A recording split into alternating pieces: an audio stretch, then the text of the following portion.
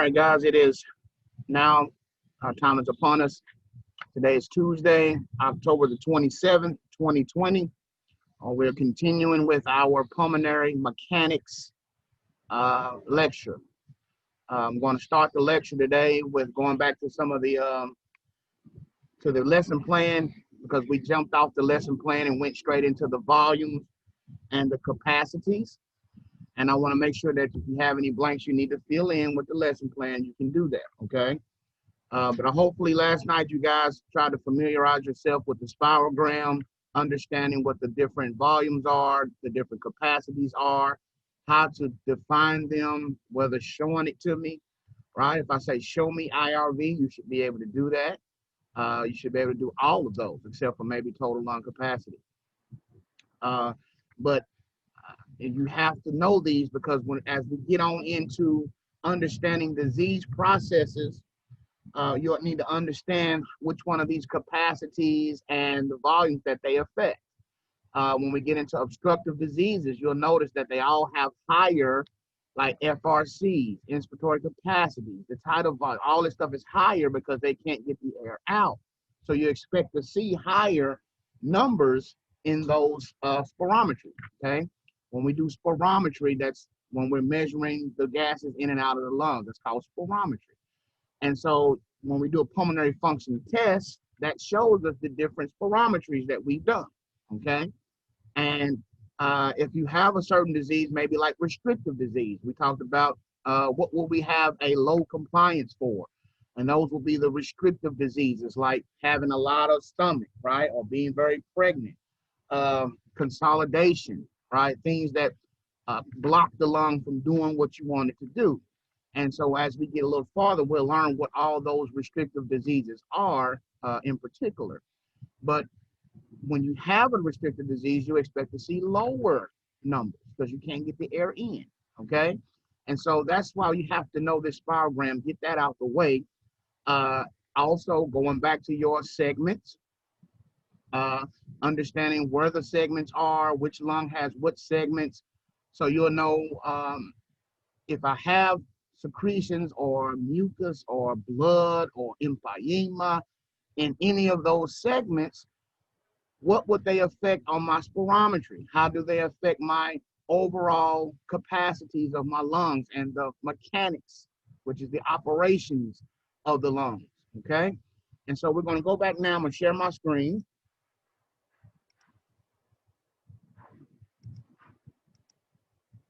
To the lesson plan and pick up where we left off, because we got on lung volumes, and then I switched from here, this page, and went straight into the PowerPoint, okay?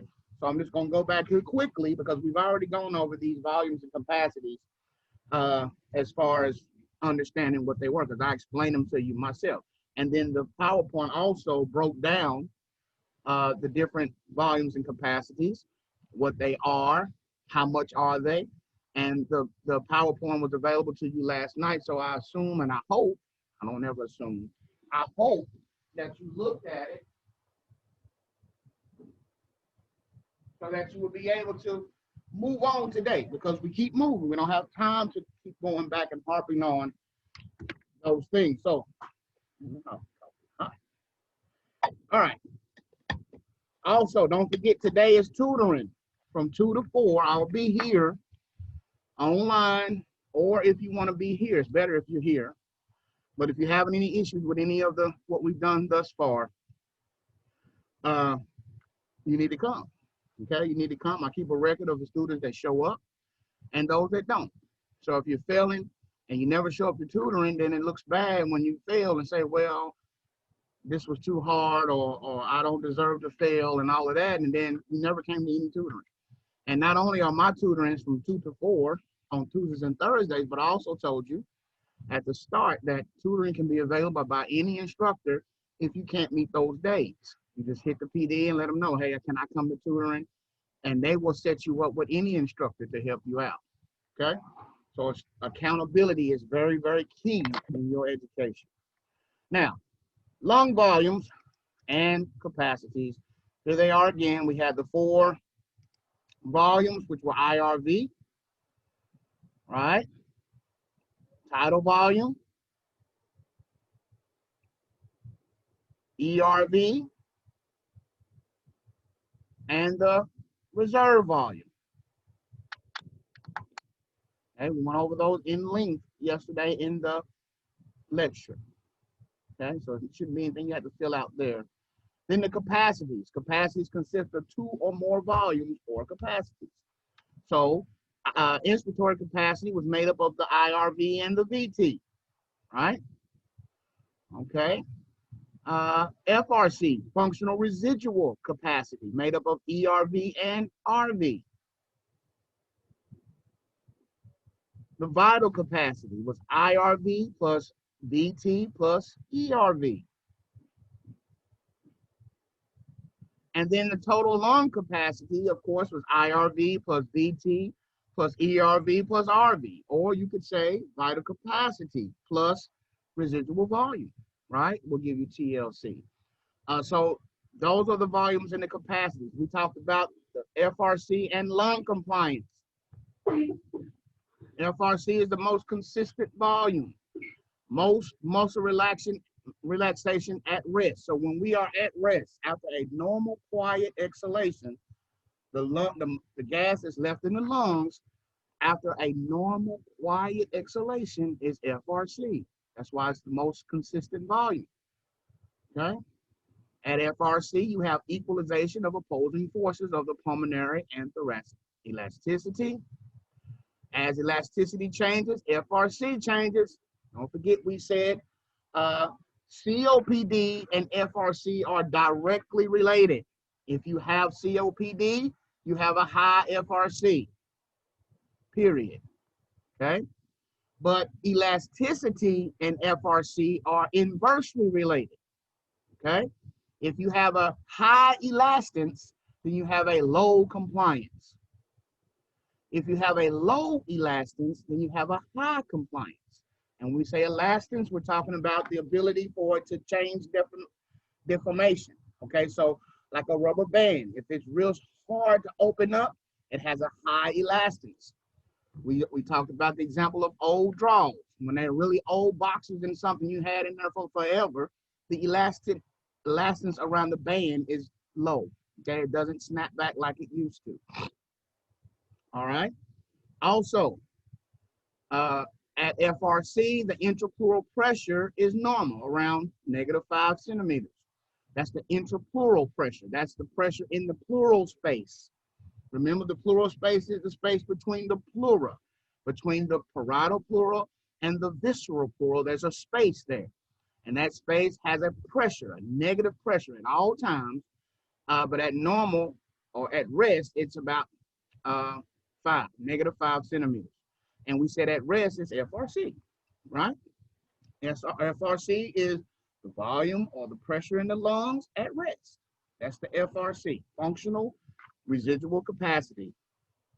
Now, also at FRC, the intrapulmonary, that's the pressure inside the lungs. Remember the words.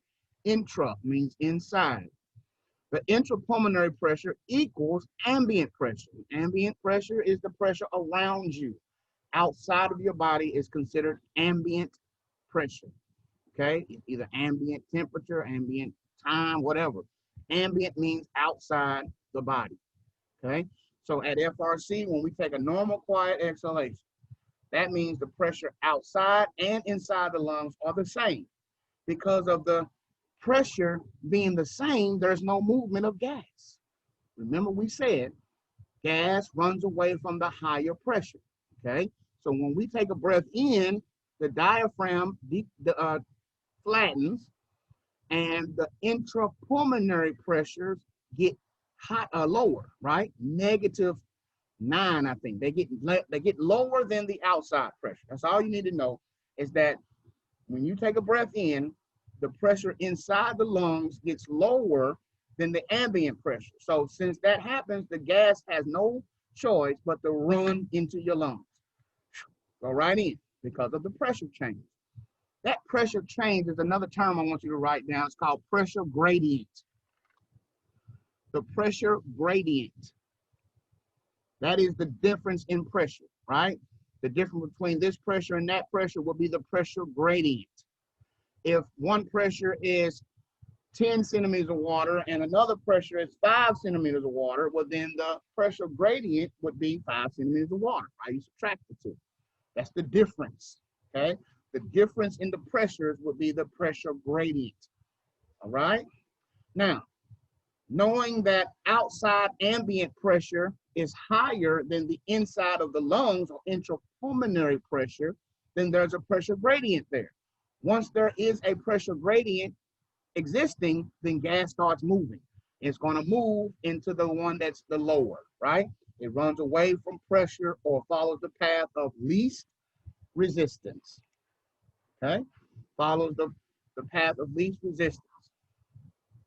So again, when we take a breath in, the diaphragm descends, contracts, flattens, right?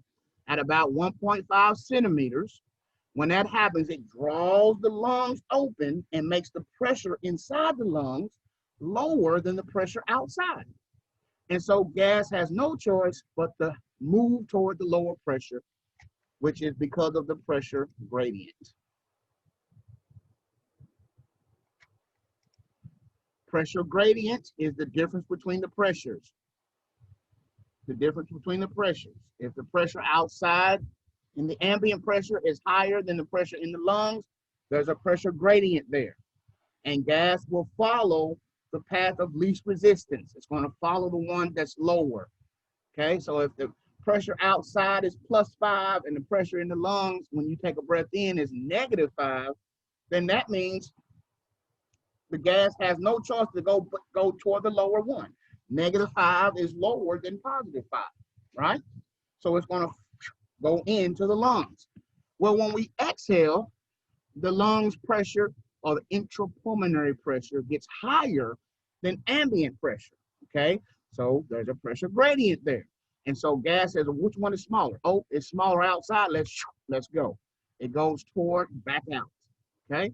That's what's happening, the mechanics of inhalation and exhalation. All right, now, with the increase in compliance, what we've already said, if the compliance increases, you have a decreased elasticity. Remember, compliance and elasticity are inversely related. Inversely related. So as my condition gets worse or the COPD gets worse, the compliance starts to creep up higher and higher as the elasticity goes lower and lower. The lungs become more and more floppy. Maybe 2 years from now, it's more floppy. 2 years from then, more floppy, right? It becomes more and more compliant because the elasticity is going lower and lower, right? It has no more snapback, right? Now, decreasing compliance, when the compliance decreases, it decreases the ease of inspiration. So if your compliance gets low, then it's going to be harder for you to what? Breathe, okay? The ease of inspiration goes down, okay? So as the lungs become tighter, which is a lower compliance, they won't do what you want them to do, and then it's going to be harder to breathe. The work of breathing will go up, okay? All right, so classification of ventilation. This is when we get into the actual movement of gases, okay? How much of that gas is moving in these volumes and capacities that you just learned?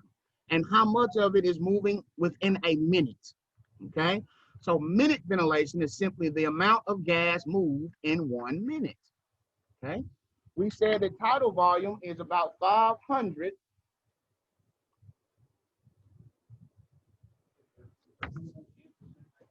Okay.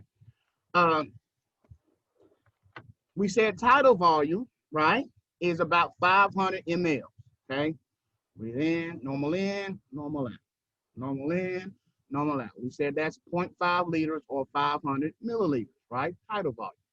Well, what if I said how much gas actually moved in 1 minute? Well, it's more than 500 because that's just one breath, okay? So how much did it move in 1 minute? Then we have to say tidal volume times the frequency. That is a very, very important formula that you need to know. So write that down. A minute ventilation, VE, is frequency times tidal volume. Frequency times tidal volume. I'm going to write it on the board. I'm going to have to erase this beautiful spiral green.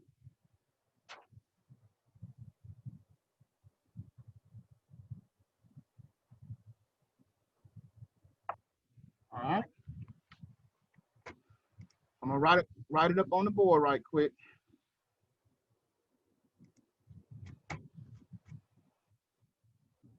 All right. Minute ventilation is V with a dot in the middle, E. Minute ventilation. Now, in your work, we don't have a way to put the dot in Microsoft, so it doesn't have it on it. But minute ventilation is the V with the dot in it and E. This is frequency times tidal volume. Frequency times tidal volume is your minute ventilation.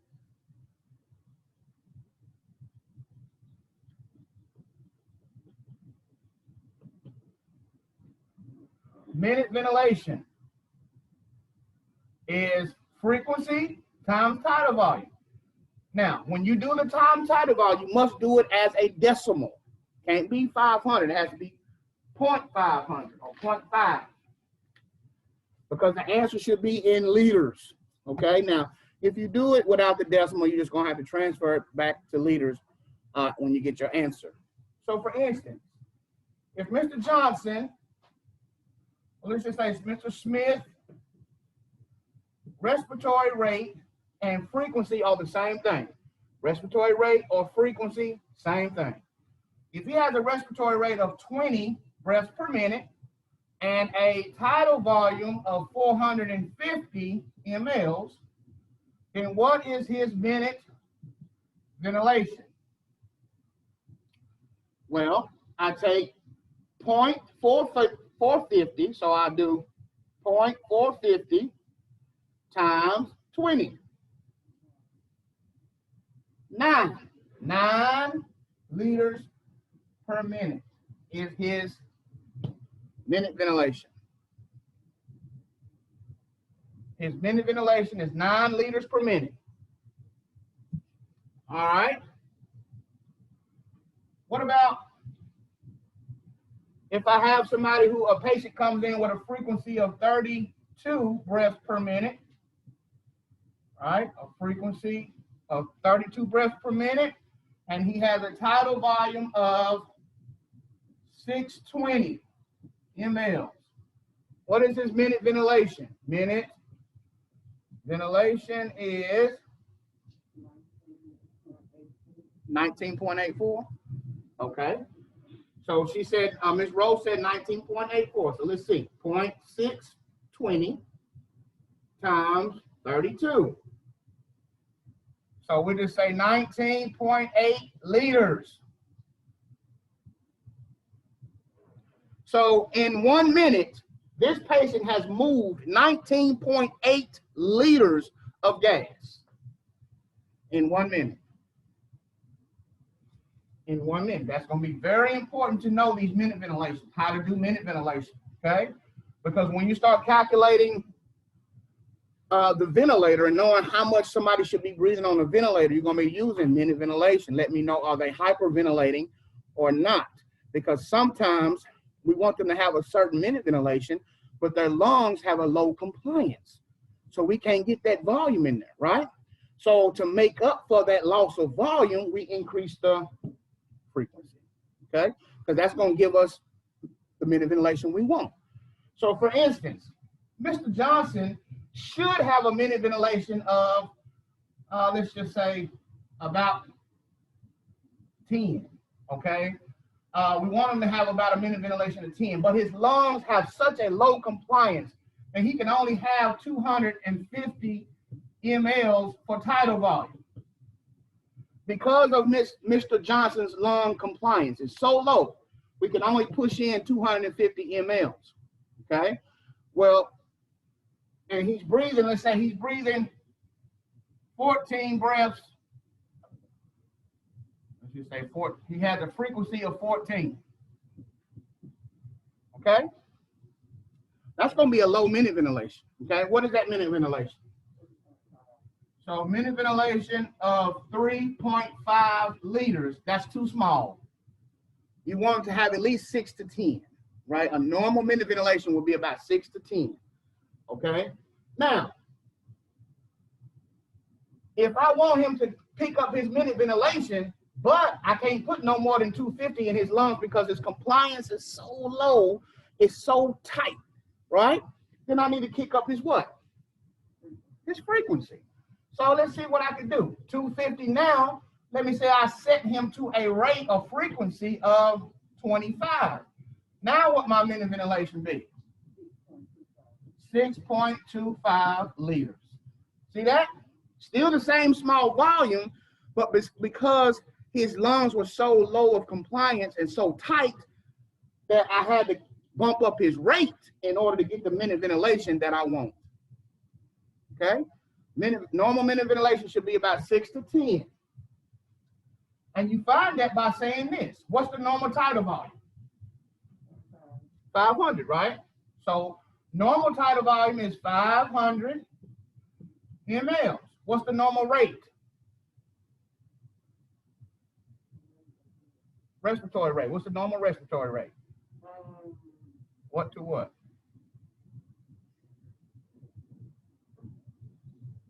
12 to 20. 12 to 20. So let's just use a frequency of 12. So using normal values, normal tidal volume, normal respiratory rate, what's the minute ventilation?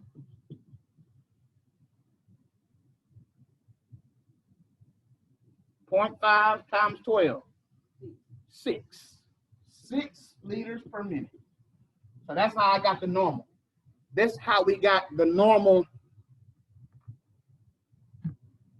This is how we got the normal minute ventilation, okay? Because you know that a normal respiratory rate is 12 to 20, and a normal tidal volume is about 500. So if we just use 12 and 500, we know minute ventilation of 6 is about where we should be, okay? Of course, it'll be a little bit more of the 12, between 12 and 20, but 6 is about where we want to be, right? 6 to 10. So I say again, if we have a problem with compliance and we can't get that volume into the lungs, then we can make up for that loss of volume by increasing the rate, okay, to get the minute ventilation that we want. All right? All right. Mr. Curvo, you got something for the class? No, you're good. Oh, okay. Other than good morning, everybody. All right. So that's the first one. Okay. Now let's go back to the lesson plan.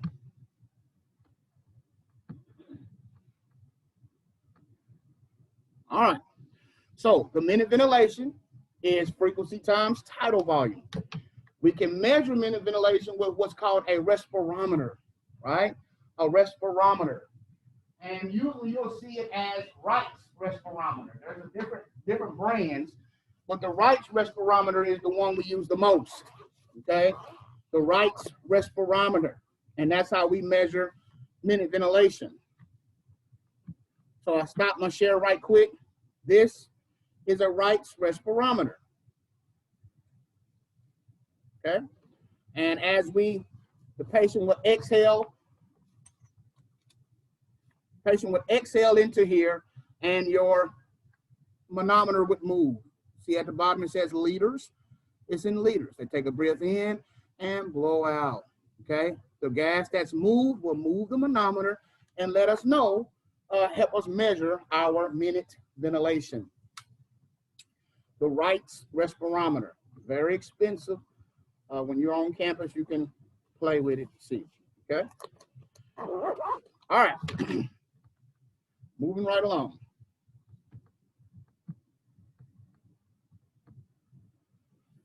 Now, there are other brands. You got the volume, bellows spirometer. We have the vented comp bag, the vortex principle.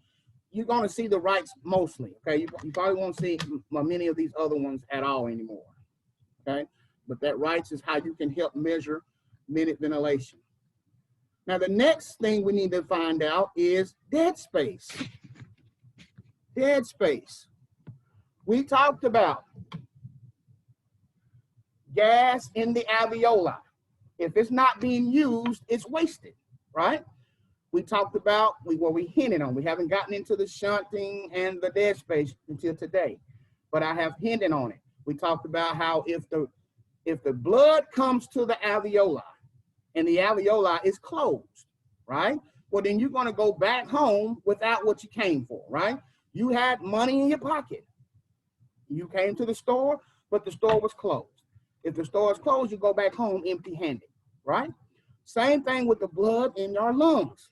If the blood returns to the heart, okay, deoxygenated on the right side, it then goes to the lungs. Well, if the alveoli is completely closed, but the blood is there, the blood is going to go back to the heart empty-handed. That's a shunt. It's leaving the right side of the heart, going to the left side of the heart without picking up any oxygen, okay? It's like if you went to the store and it was closed, you came home empty-handed. That's a shunt. Well, let's look.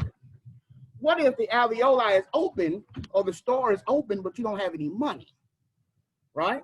You can't get anything, right? So if the store is open or the alveoli is completely ventilated, but there's no blood there to pick it up, right? To pick up that oxygen, well, that's wasted ventilation. It's ventilating well. The alveoli is opening up with no problem, right? But there is no gas exchange because the blood is not there. So if there's no perfusion around that ventilated alveoli, then it's wasted, right? That gas is wasted. But not only that, we talked about, what did I say that all of the airway into the parenchyma is called what? What are those airways called? Anybody? Respiratory bronchioles. Well, that's at the parenchyma. But before that, all the bronchioles and all of the airways before that is called the what? Conducting zone. Good, the conducting zone. And is any gas exchange happening in the conducting zone? No. The magic happens in the parenchyma, which starts with the respiratory bronchioles, right? You ride the bus and get off at the terminal. Terminal bronchioles will be the end of the conducting zone. And as soon as you step off the bus, you step off into the bus, right? The land of the parenchyma, okay? Well, what about the airway like the trachea? That's all the gas in the trachea is dead space. All the gas in the left and right main stem bronchus is dead space. All of the gas in the bronchi, dead space, right? It's wasted. It's just there. It's only being conducted to the parenchyma, okay? So also, there's other types of dead space. So let's look at it. Dead space is part of the ventilation that's wasted, does not reach the alveoli where external respiration occurs, right? The gas exchange, or what we call the magic, okay? 4 types. Anatomical is the first type. Anatomical dead space is the gas that's in those conductive airways. Excuse me. The gas in the conductive airways, dead space. Anatomical dead space. All right? So that's the trachea, left and right main stem bronchus, bronchi, the lobar and segmental bronchi, bronchioles, terminal bronchioles. Those are all conducting zones. Anatomical dead space. Okay? It's gas, but there's no exchange happening. Okay? Next type, alveolar dead space. Oh, that is when the alveoli is not perfused. Okay? You have alveoli that are not perfused. So that's a dead space unit. Remember we talked about the units. So let me show you that right quick. What we talked about when we have a nice, beautiful alveoli, or alveolus, right? It's got the oxygen in it, but there is no perfusion, right? It's either low or no perfusion. If this is supposed to be the perfusion, and there's barely any blood flow on that alveoli, that's dead space. This is gas ready to go, but there's no blood to pick it up, okay? That's alveolar dead space. Alveolar dead space is when you have an alveoli that is ventilated but not perfused. Okay? Remember how we said it's supposed to look. Let me get my blue marker.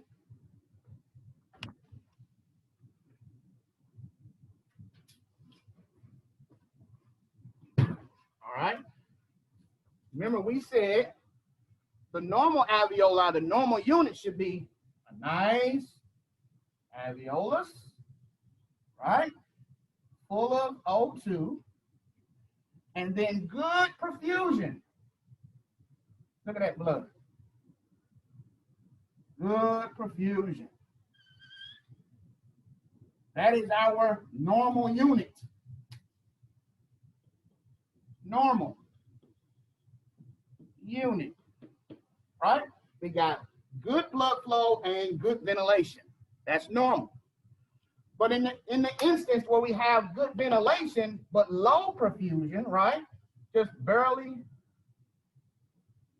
any blood, that would be a dead space unit because we have ventilation but no perfusion.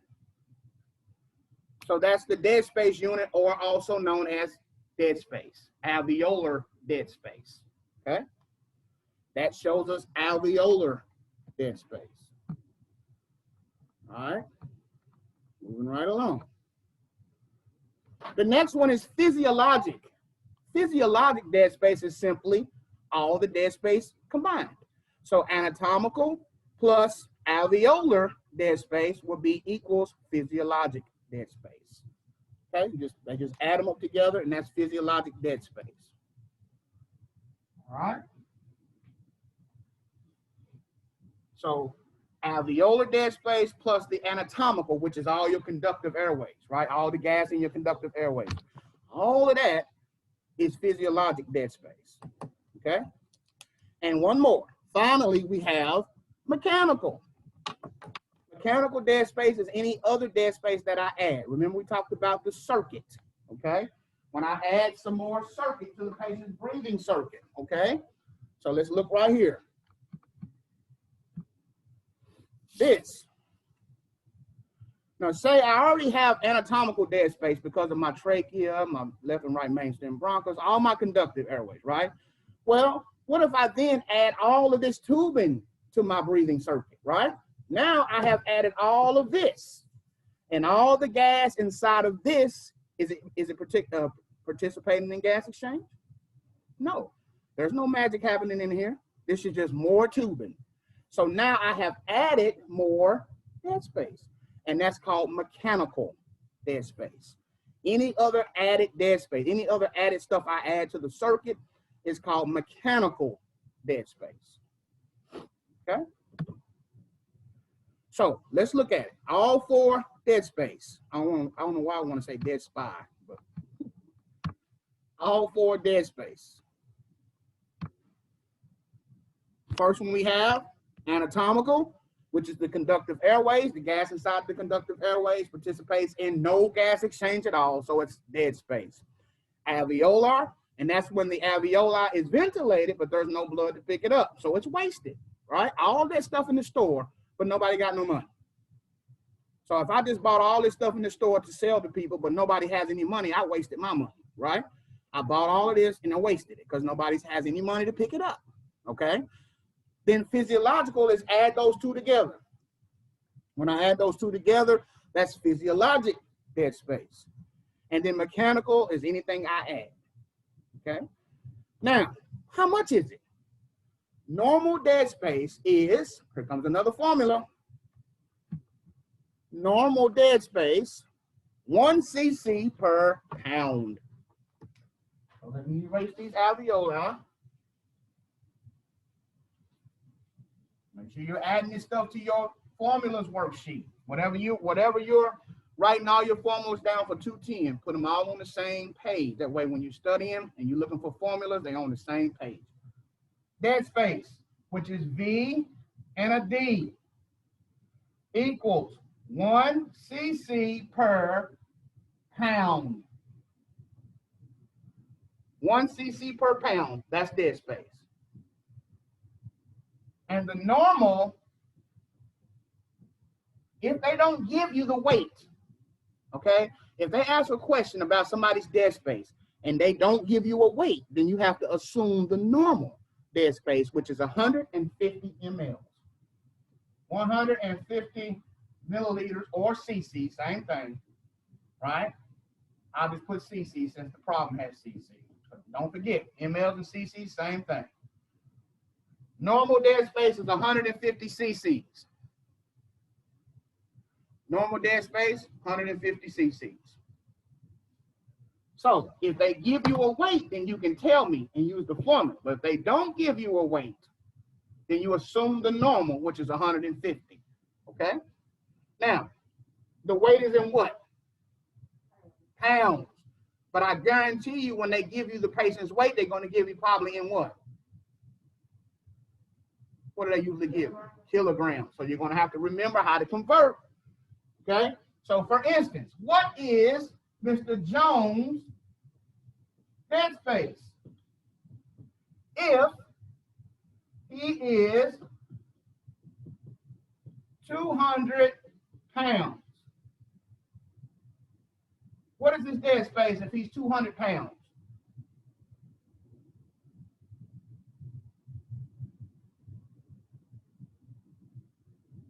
Dead space is 1 cc per pound.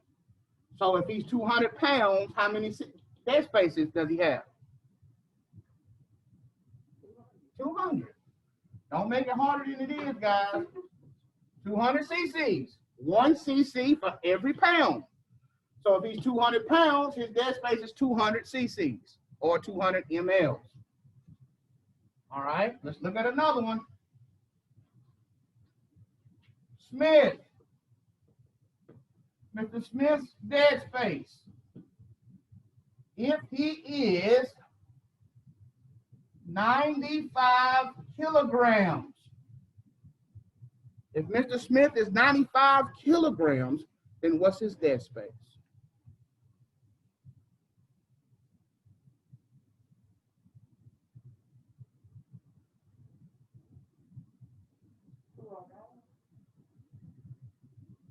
Wait a minute.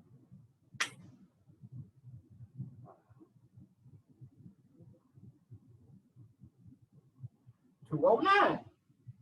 Because we have to first convert kilograms into pounds. 95 kilograms is 209 pounds. Okay? 95 kilograms is 209 pounds. And if dead space is 1 cc for every pound, then his dead space is 209 cc's. Right?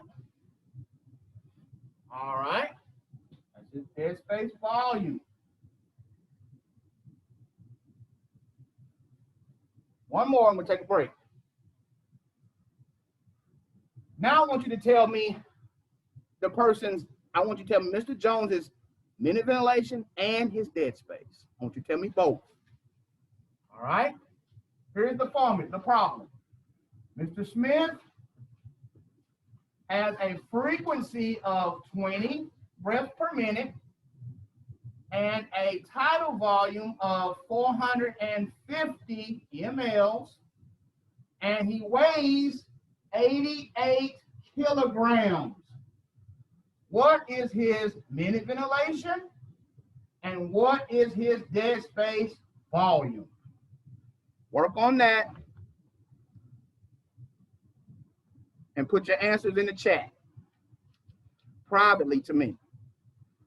Put your answer privately to me in the chat, and you can show me yours when you're ready, Ms. Rose. Mr. Smith has a frequency of 20 breaths per minute and a tidal volume of 450. He weighs 88 kilograms. What is his minute ventilation and what is his dead space volume? Let me work it out too.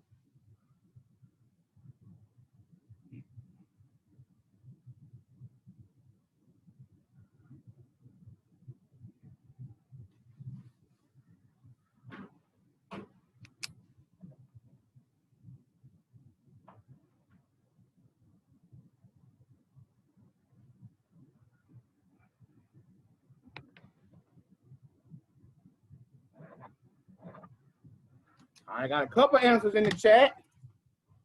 Mr. Kerbo, you can't answer.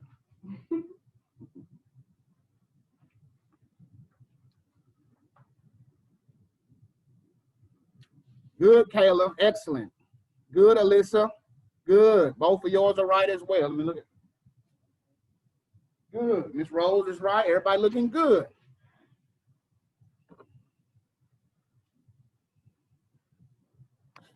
Mr. Rivers, you still with us? If you're not sure, just tell me you're not sure. I don't know if you're there or not.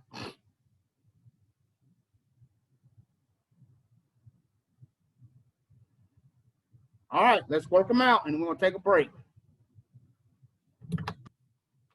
All right. Minute ventilation is frequency times tidal volume. So frequency is 20 times, we say use a decimal, 0.450, which gives us 9 liters per minute. So minute ventilation is 9 liters. All right, that's how we found it. Now, dead space.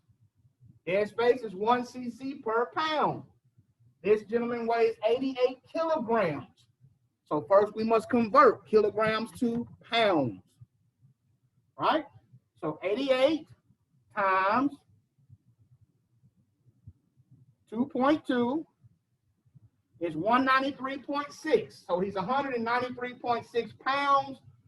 So that means he has a dead space of 193.6 cc's. All right, guys. That is minute ventilation and dead space volume. After the break, we're going to get into alveolar minute ventilation. Now, that is when you have to subtract the dead space from the total volume. All right? That's going to tell us how much of that gas per minute is actually participating in gas exchange. Okay? Take a 10-minute break. It is 8:55. Come back at 9:05. I'm going to pause the recording to 9:05, and we will continue on with the lesson. All right, guys, we're back from break. We have to continue on. We just completed minute ventilation, and we talked about dead space.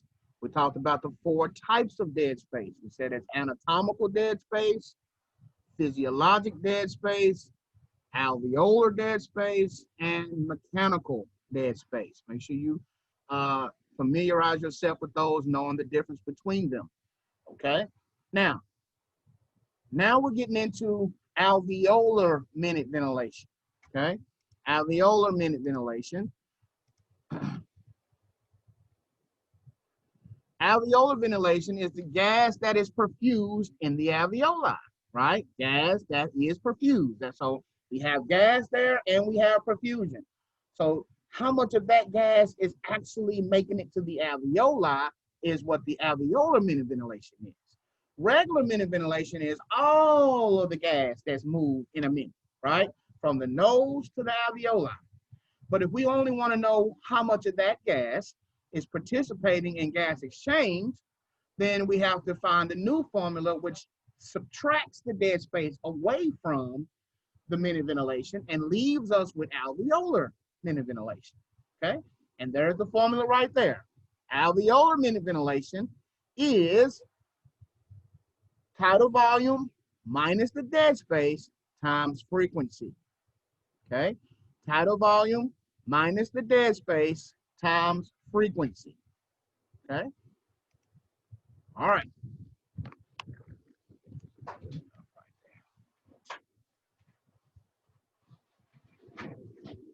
If you notice, if you looked around in the module, you'll see that I have a couple of pictures that I took of a whiteboard. It says whiteboard 1 and whiteboard 2. Those are all the formulas that I wrote down, kind of giving you some information on them, okay? Matter of fact, let me show it to you right quick so you'll know where to go to look at that. All right. Look, right here in our module, it says pulmonary mechanics. Down at the bottom, it says whiteboard 1, whiteboard 2. Well, let me open up whiteboard 1. It's just a picture that I took. Right? Had the spirogram there. I had some examples of adding them up and subtracting them. Then down here I had formulas. Minute ventilation is frequency times tidal volume. Alveolar minute ventilation was frequency times tidal volume minus dead space, right? We said dead space is 1 cc per pound.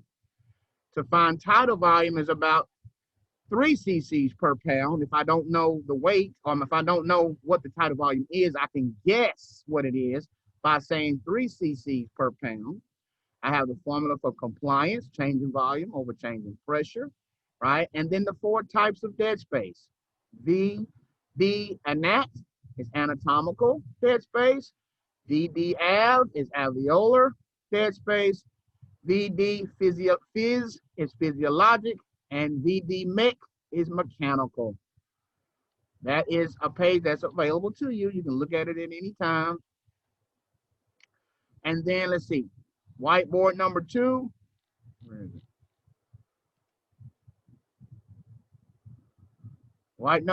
Had the actual spirogram in waveform, right? In waveform that I drew, had the amounts and the names, okay? So if you like that better, you can use this for your study, right? Be able to draw these, understand what's what, okay? All right. So let's go back to alveolar dead space.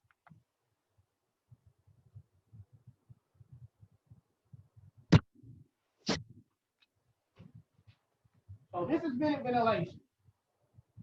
Then we talked about, now we need to know alveolar minute ventilation. D with a dot and an A equals frequency times tidal volume minus the dead space volume. Can you see that on your computer? Okay. Alveolar minute ventilation is frequency times tidal volume minus dead space. Don't forget, we have to do what's in parentheses first. So let's look at it. What is the alveolar minute ventilation of Mr. Smith if he has a frequency of 12, a tidal volume of 500, and a dead space volume of 150? What is his alveolar minute ventilation?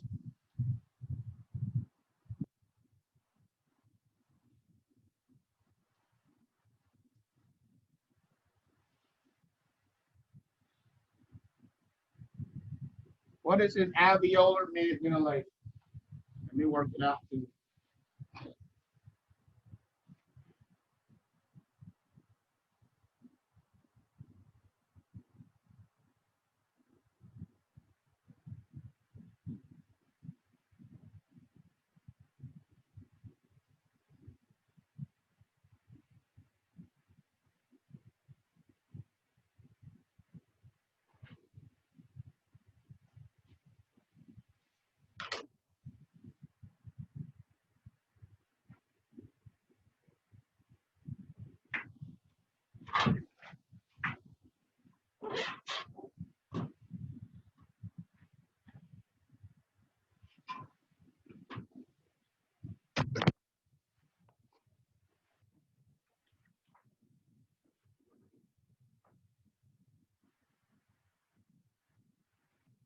What is his alveolar minute ventilation?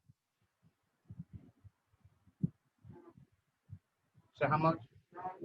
No. Let's work it out. So we're solving for VA equals, well, frequency is what? 12 times, what's the tidal volume? 500 minus, what's the dead space? 150. Do what's in parentheses first. 500 minus 150 is what? 500 minus 150. 350. So that is 12 times 350, and put a dot right there so you have liters. That comes out to 4.2 liters per minute.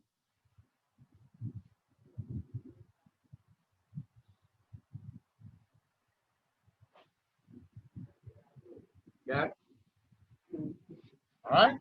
So we had to do tidal volume minus dead space. His tidal volume was 500. Dead space was 150. Got to subtract the dead space out, because we don't want to know how much gas is moving in the conductive airways. We just want to know what's in the alveoli. So to find that alveolar gas, we have to say tidal volume minus the dead space, and that leaves us with the alveolar gas, right? So that's 350. So then we multiply the 0.350 times 12, because that's his rate, and you get 4.2 liters. So now let me show you how much less that is to the total minute ventilation. So using these same numbers, if I wanted to know what his minute ventilation was, frequency times the tidal volume, then his minute ventilation would be VE would be 12 times 0.500. If I just want to know the whole minute ventilation is 12.500, right? Times 0.500, what's that?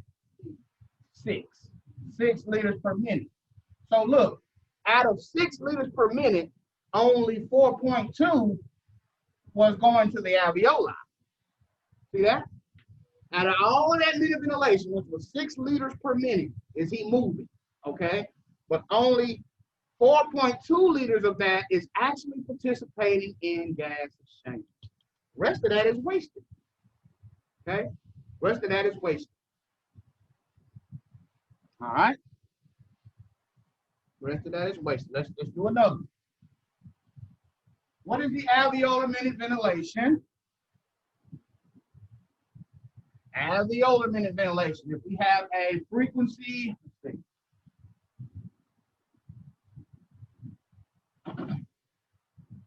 frequency of 20, a tidal volume of 600, and he weighs 212 pounds. What is the alveolar minute ventilation? Work that out.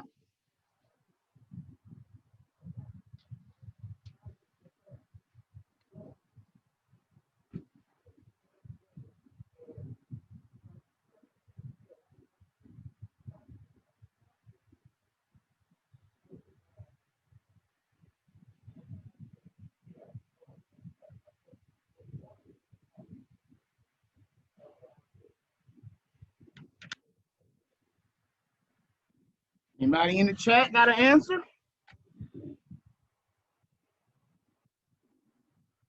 Now listen, no, you won't ever be able to use a formula sheet during any exams. You can't use any material.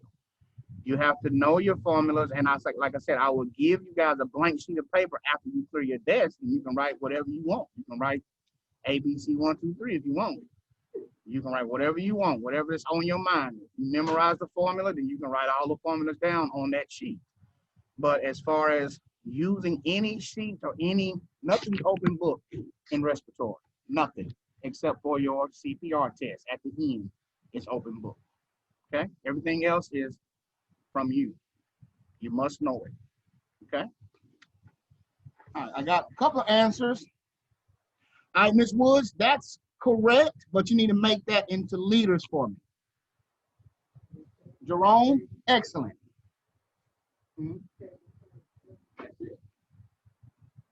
Good job, Jerome. Good job, Ms. Woods. Good job, Ms. Rose. Excellent. Answer is 7.76 liters. How did I find it? Let's just subtract. Let's just substitute. It's like algebra. frequency is 20 times tidal volume of 600 minus dead space, right? Well, we said dead space was 1 cc per pound. He weighs 212 pounds, so he has a dead space of 212 cc. Okay? 600 minus 212 is what? 388. So that's 0.388 times 20. And that gives you 7.76. Now, if you just did 388 times 20 and got 7760, that's still right. I'm not saying it's wrong, but the answer should be in liters. Okay?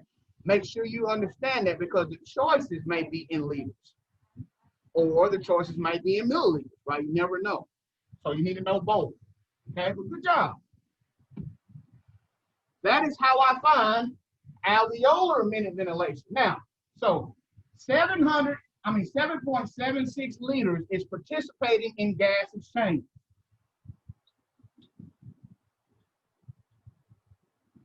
Now, how much is not participating? Oh, what is his total minute ventilation? And then we have to use the other formula, which is simply frequency, which is 20 times tidal volume, which is 0.6. 20 times 0.600 is what? Somebody do that.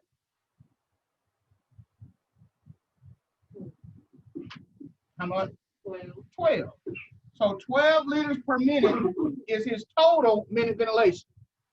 12 liters per minute is this man's total minute ventilation. But out of that 12, only 7.76 liters is actually participating in gas exchange. Alveolar minute ventilation is the most important number because that's what matters, right? We want to know what's participating in gas exchange. I could care less about all the other stuff, okay? I care less. One last one, and then we're going to move on.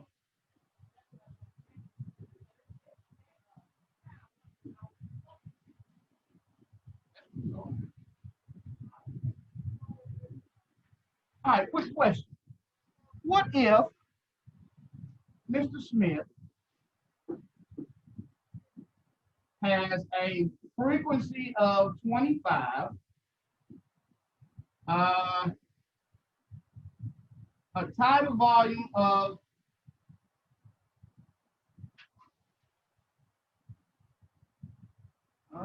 580,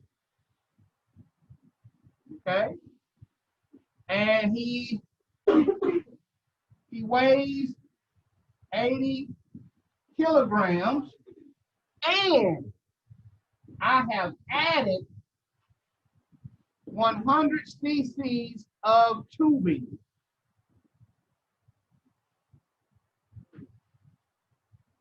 What is his alveolar minute ventilation?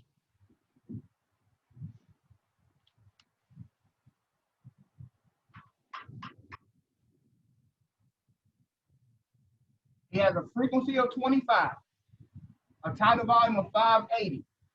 He weighs 80 kilograms, okay? But not only that, I added 100 cc's of tubing to his circuit. So I added 100 cc's of this, okay? 100 cc's. Now what I say is, look at this. See how it's smooth right here? And then you have these corrugated and it's smooth right here? Well, every link from here to here is 50 cc's. Remember that. When you get out in the field, every 6 inches is 50 cc's, okay?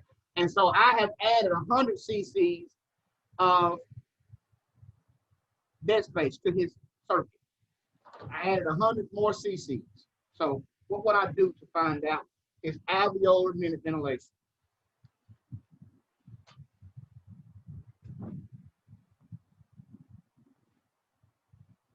All right, so let's see here.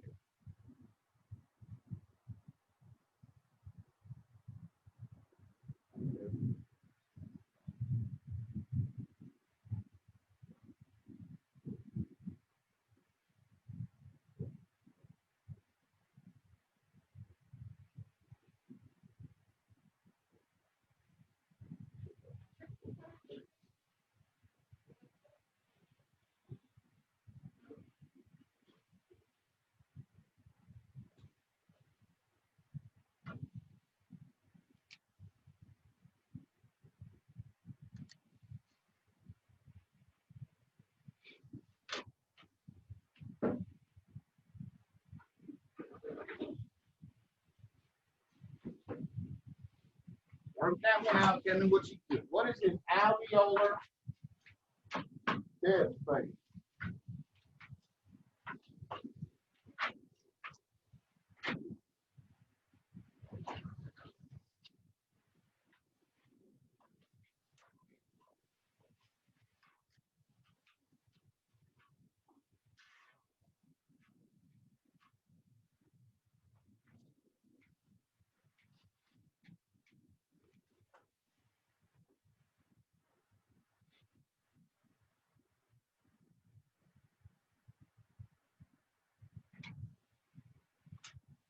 Are these answers you guys put? Those are old answers. Put it in the chat if you got an answer. Ms. Woods, Mr. Rivers, Ms. Thomas, Kayla, if you're back. Y'all put in the chat what you think it is. What is this alveolar debt? Remember, alveolar minute ventilation is, let me write the, make sure you got the formula. I ain't mean to erase the formula, but the formula is alveolar minute ventilation is frequency times tidal volume minus dead space volume. That's the formula. Ms. Thomas, look at it again.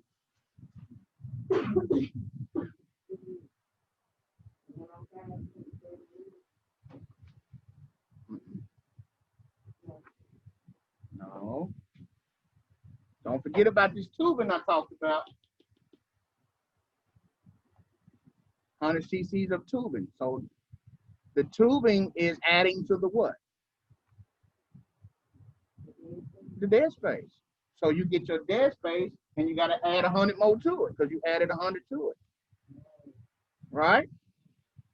So when you have this, guys, the answer should have been 7.6. Let me show you. Let's look at it.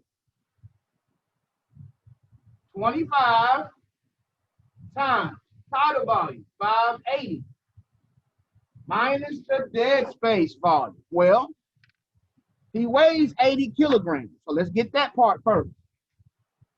80 times 2.2 is 176.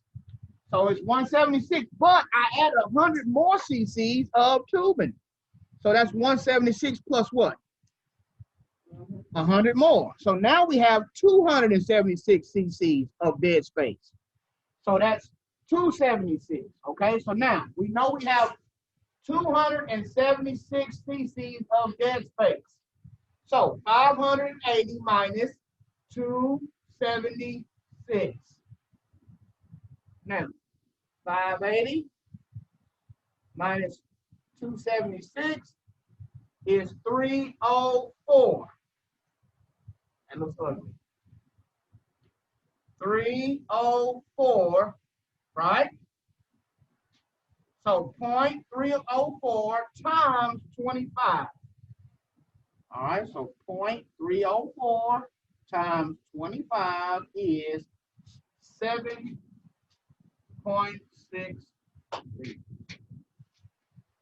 You got to add that mechanical dead space. Mechanical dead space adds to your dead space. So write this down. The more dead space you add, the less alveolar minute ventilation you will have. Okay? The more dead space you have, the lower your alveolar minute ventilation will be. So if you keep on adding dead space, you're going to keep on lowering your alveolar minute ventilation. Okay? The more dead space you have, whether it's mechanical or it could be alveolar. What if more of your blood is going down? Your perfusion is low. You got all these alveoli that are ventilated, but the perfusion is low, right? If your blood circulation and perfusion is the problem, you're going to have more and more dead space, okay? And the more dead space you have, the less alveolar minute ventilation you will have. That's just saying the more dead space you have, the less gas you have participating in gas exchange or external respiration. All right. Good job, though. Good job. Still got some formulas to go.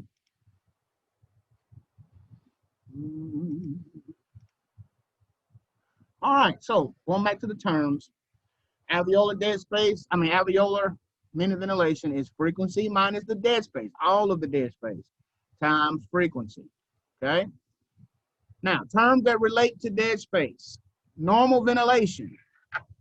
Normal ventilation is adequate ventilation to meet metabolic needs, right? That's eupnea, right? Eupnea. When you're eupnea, you have normal breathing, and eucapnia. Eucapnia is normal CO2, right?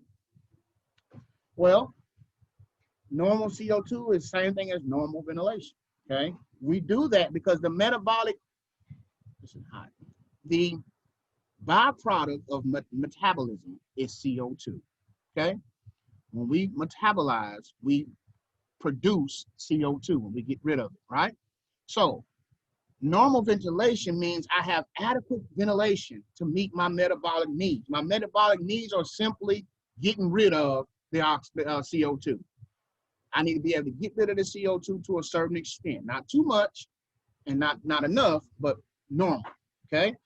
I need to be able to get rid of it because if I'm working out, I'm producing more, right? If I'm climbing a hill, I'm going to be producing more CO2 than I would be if I was just walking normally, right? But my body ought to be able to ventilate to meet that need, whether I'm just chilling, watching TV, or I'm doing aerobics, okay? My body needs to be able to meet the metabolic demand, which is getting rid of the CO2, okay? Because ventilation is CO2, okay? Now, hypoventilation is a decreased alveolar ventilation, right? Hypoventilation is a decreased, okay, Kyle. Hypoventilation is a decreased alveolar ventilation. I'm not ventilating enough, okay? Because the CO2, getting rid of the CO2 only depends on what happens in the alveoli. No matter what happens in the trachea and in the conducting zone. Only in the alveoli can gas exchange. That is giving oxygen and getting rid of CO2. So if the alveolar ventilation is low, I'm hypoventilating. I'm not getting off enough CO2, okay? Not blowing off enough because the CO2 got to go into the alveoli before I can exhale it, okay? So hypoventilation will be a decrease in alveolar ventilation. That can be caused by an increase in dead space, right? Or a decrease in tidal volume. So I said, the more dead space you make or produce, the less your alveolar ventilation is going to be. Or if you just stop taking a regular breath and you start taking real shallow breaths, right? If I just, instead of breathing 500 and I make myself breathe 100, right? I'm purposely decreasing my tidal volume, okay? If I decrease the tidal volume, then yeah, it's going to go up. Okay, the CO2 is going to go up because hypoventilation produces what? CO2, which is hypercapnia. Don't forget that. Hypoventilation equals hypercapnia or hypercarbia. Okay, hypoventilation equals hyper or causes hypercapnia. If I'm not breathing off enough, I'm building it up, right? And I'm becoming hypercapnia. Hyper CO2. Okay. What about, let's look at this. Very important. Part C. Because I always tell you, too much is not good and too less of it is not good. Well, what's in the middle, Mr. McCarthy? Well, here it is. Ventilation that is less than necessary to meet metabolic needs is signified by a CO2 greater than 45 millimeters of mercury. A PaCO2, partial pressure of arterial CO2, will be greater than 45 millimeters of mercury. So the range for CO2, is 35 to 45. Partial pressure of arterial CO2 is 35 to 45 millimeters of mercury. That's the normal. Let me erase the rest of that.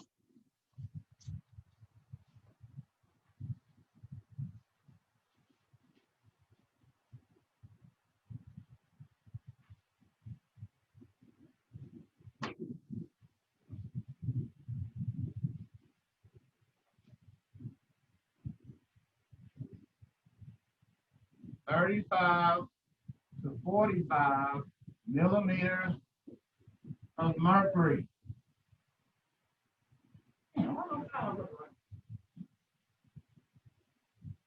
That's the normal CO2. Okay? So if I'm hypoventilating, I'm not blowing off enough CO2, and my numbers will be greater than 45.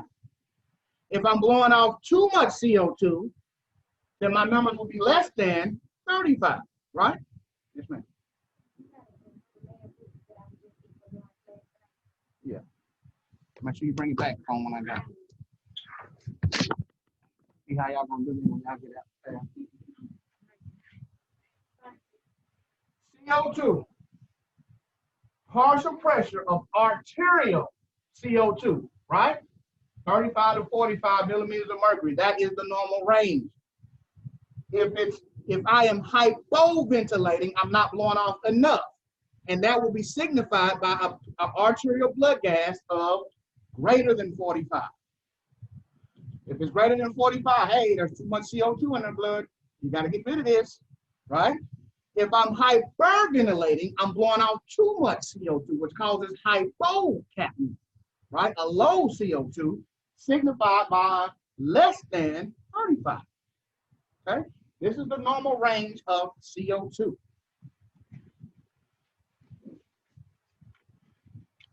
All right?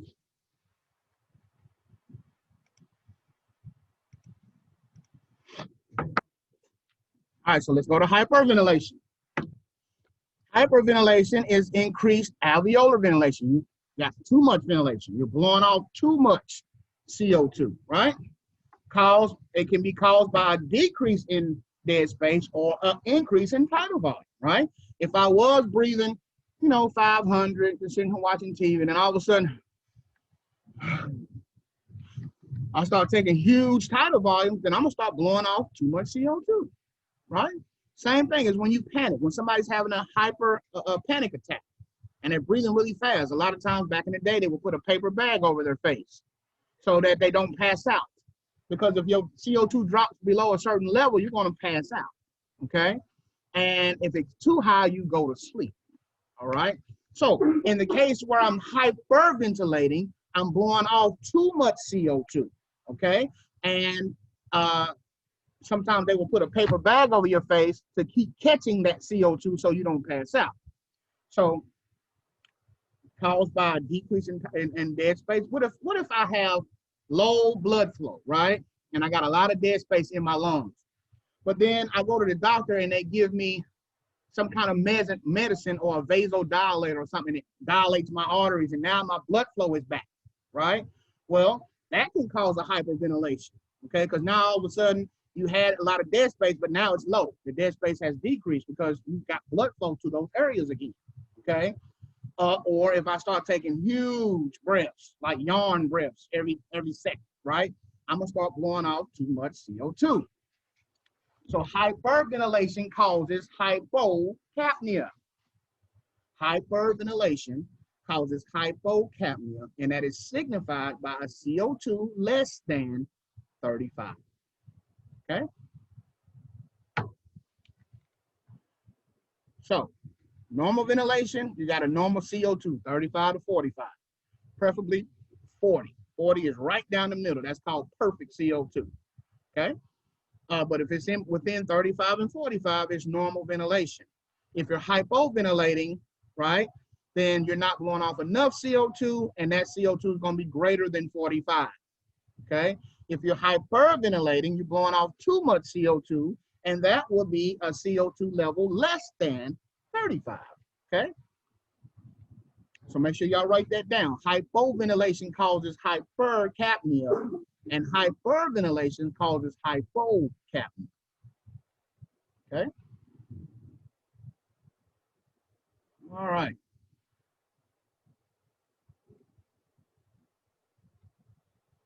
Ventilation and perfusion.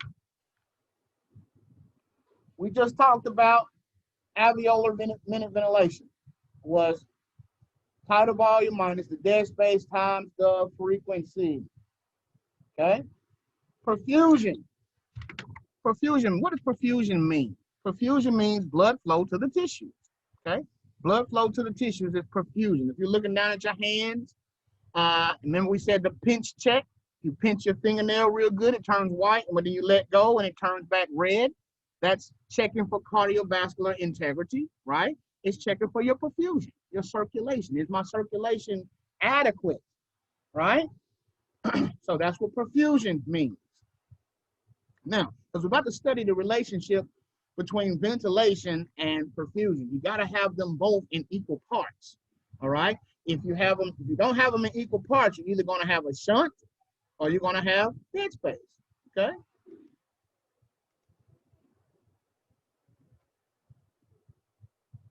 It's not certain to anything, Kayla, just blood flow. Perfusion means blood flow, not anything particular. Just blood flow, period. That's perfusion. When the blood is flowing, it's perfusing, okay?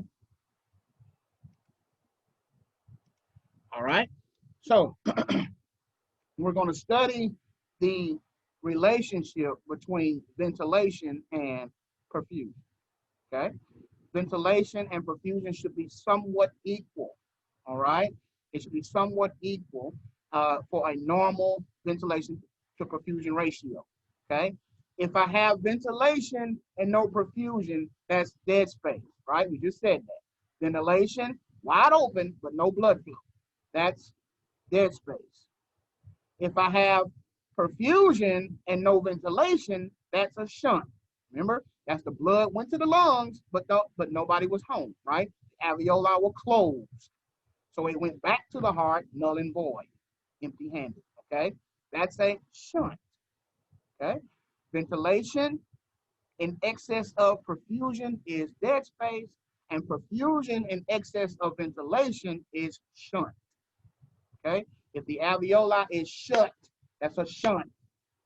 If it's open, but nobody there to pick it up, that's dead space, wasted. I mean, about all of this stuff. Y'all got me getting all of this product, right? I got all this product in the store, but nobody shows up. It's wasted, right? I wasted it. Or I cooked all this food, right? I thought everybody was going to come to the house for the holiday. I cooked 10 turkeys and 2 gallons of macaroni, greens, mashed potatoes, candy yams, cornbread. You hungry, ain't you? I cooked all of this food, right? But nobody comes. So the food is what? Wasted. It's wasted. That's dead space, okay? But if everybody show up and I ain't cooked nothing and I shut the door, that's a shunt, right? I shut the door, I see all them folks in my driveway thinking I'm gonna be cooking, right? Everybody showed up. The blood is flowing, right? Everybody got cars in the driveway. They all on the side of the street, in front of other folks' house, right? They all on the porch. I look out the window and shut the door. That's a shunt. You showed up, but you came for no reason. You went back home hungry, okay? So that's the difference, guys, all right? Now, look at C. External respiration is gas exchange, of course, we said, between the alveoli and the capillaries. Hey, gas exchange between the alveoli and the capillaries is external respiration, okay? We already said that. That's the main job of the lungs is external respiration, okay? During external respiration, carbon dioxide leaves the blood and oxygen enters the blood. That's gas exchange, right?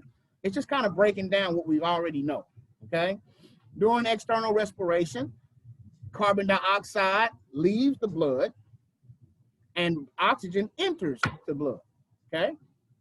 Now we get to something called respiratory quotient. Make sure you understand or memorize what respiratory quotient is. It is the unequal exchange of CO2 produced versus the oxygen used or uptake, okay? Our cells have to use and burn oxygen and glucose, right? And during the burning of oxygen and glucose, it produces CO2. That amount, how much CO2 was produced versus how much oxygen that we use, is called the respiratory quotient. You don't have to memorize the formula, but just know that it is an average normal respiratory quotient is 200 mLs of CO2 is produced when using 250 mLs of oxygen. Okay, so for every 250 mLs of oxygen that is used or burned, 200 mLs of that is produced in CO2. Okay, so that's what they're saying. Respiratory quotient is saying that out of 250 mLs of oxygen used, your body will produce about 200 mLs of CO2. Okay, and when I say mLs, they're talking about dissolved in the blood. Dissolved. You're going to learn that some of the oxygen is dissolved in the plasma and some is carried by the hemoglobin. Okay, we said hemoglobin carries oxygen, but oxygen is also transported dissolved in the plasma. You'll get to that a little later. All right, but for every 250 mLs of oxygen that we burn, we produce about 200 mLs of carbon dioxide. So when you divide that, the answer is 0.8. So the normal respiratory quotient is 0.8. If you remember when I did that alveolar air equation up there, when I had FiO2 times P bar minus water pressure minus CO2 divided by RQ. That's where the RQ comes from right here. Respiratory quotient. So B says 200 mLs of CO2 is produced by 250 mLs of oxygen used during normal metabolism. Also the Krebs cycle. If you remember the Krebs cycle from high school, okay? I think the mitochondria do something and they burn oxygen and glucose and they produce CO2. The actual metabolism is the Krebs cycle. You can look that up some more, but you don't have to know the Krebs cycle for this. All right, just know that the respiratory quotient is the unequal exchange of CO2 produced versus the oxygen used. Okay, that's the respiratory quotient or the RQ. RQ.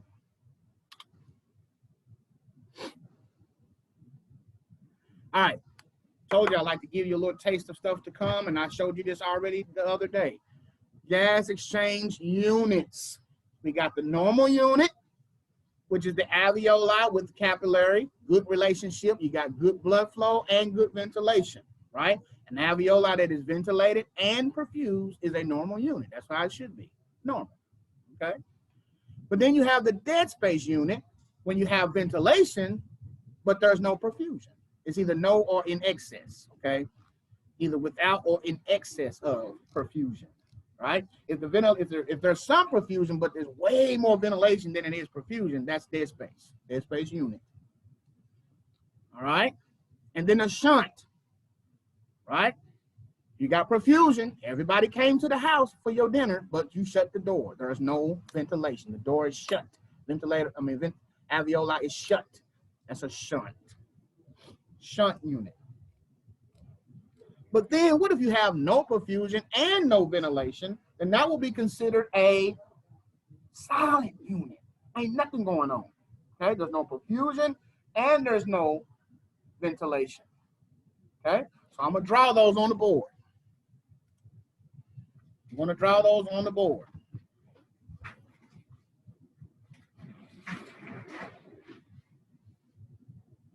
Use blue.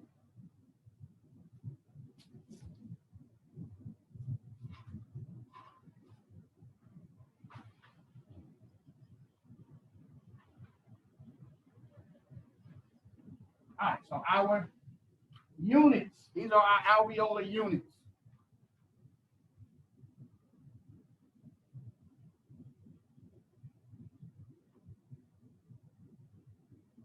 Alveolar units. We have the normal unit,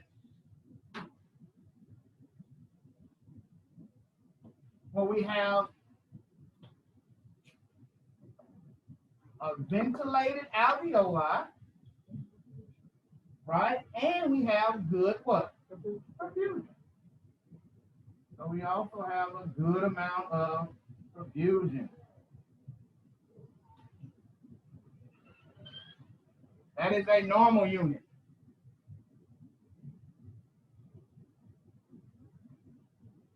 We have, let's just say, good perfusion and good ventilation. Okay? Then we have a dead space unit.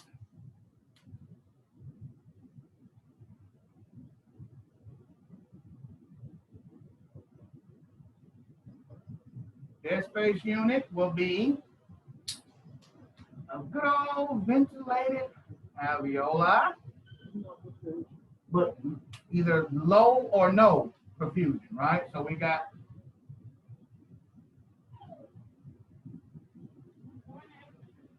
right?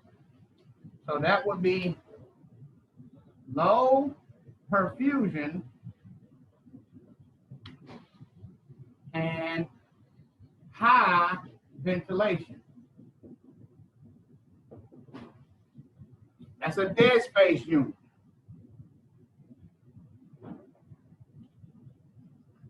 Then we have a shunt unit.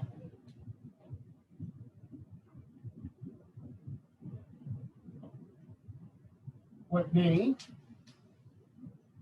a closed alveoli, but it has good perfusion. All right.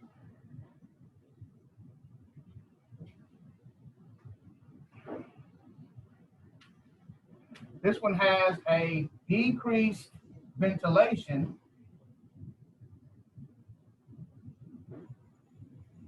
but a increased perfusion.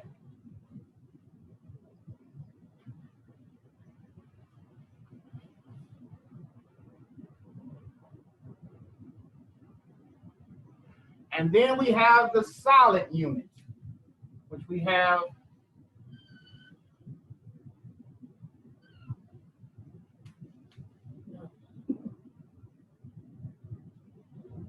nothing going on. This will be my silent night. My solid unit, where we have decreased perfusion and also decreased ventilation.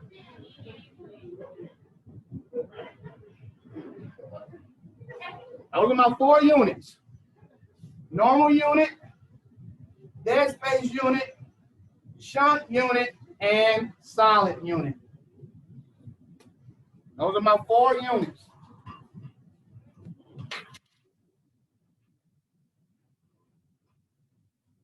See it on the screen better?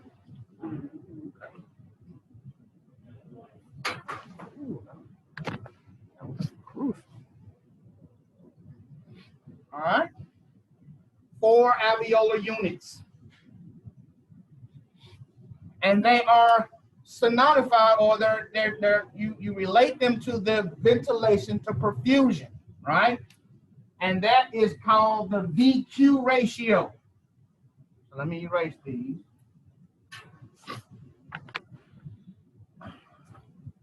We know what we're dealing with when we look at the ventilation to perfusion ratio. Then we'll know what unit we're dealing with. Because you can't see this. You can't look at somebody and say, oh, you got a silent unit, right? Or you got a dead space. You don't know that, right? You have to know the ventilation to perfusion ratio. Okay? And so that it's called VQ. Ventilation to perfusion. Ventilation to perfusion.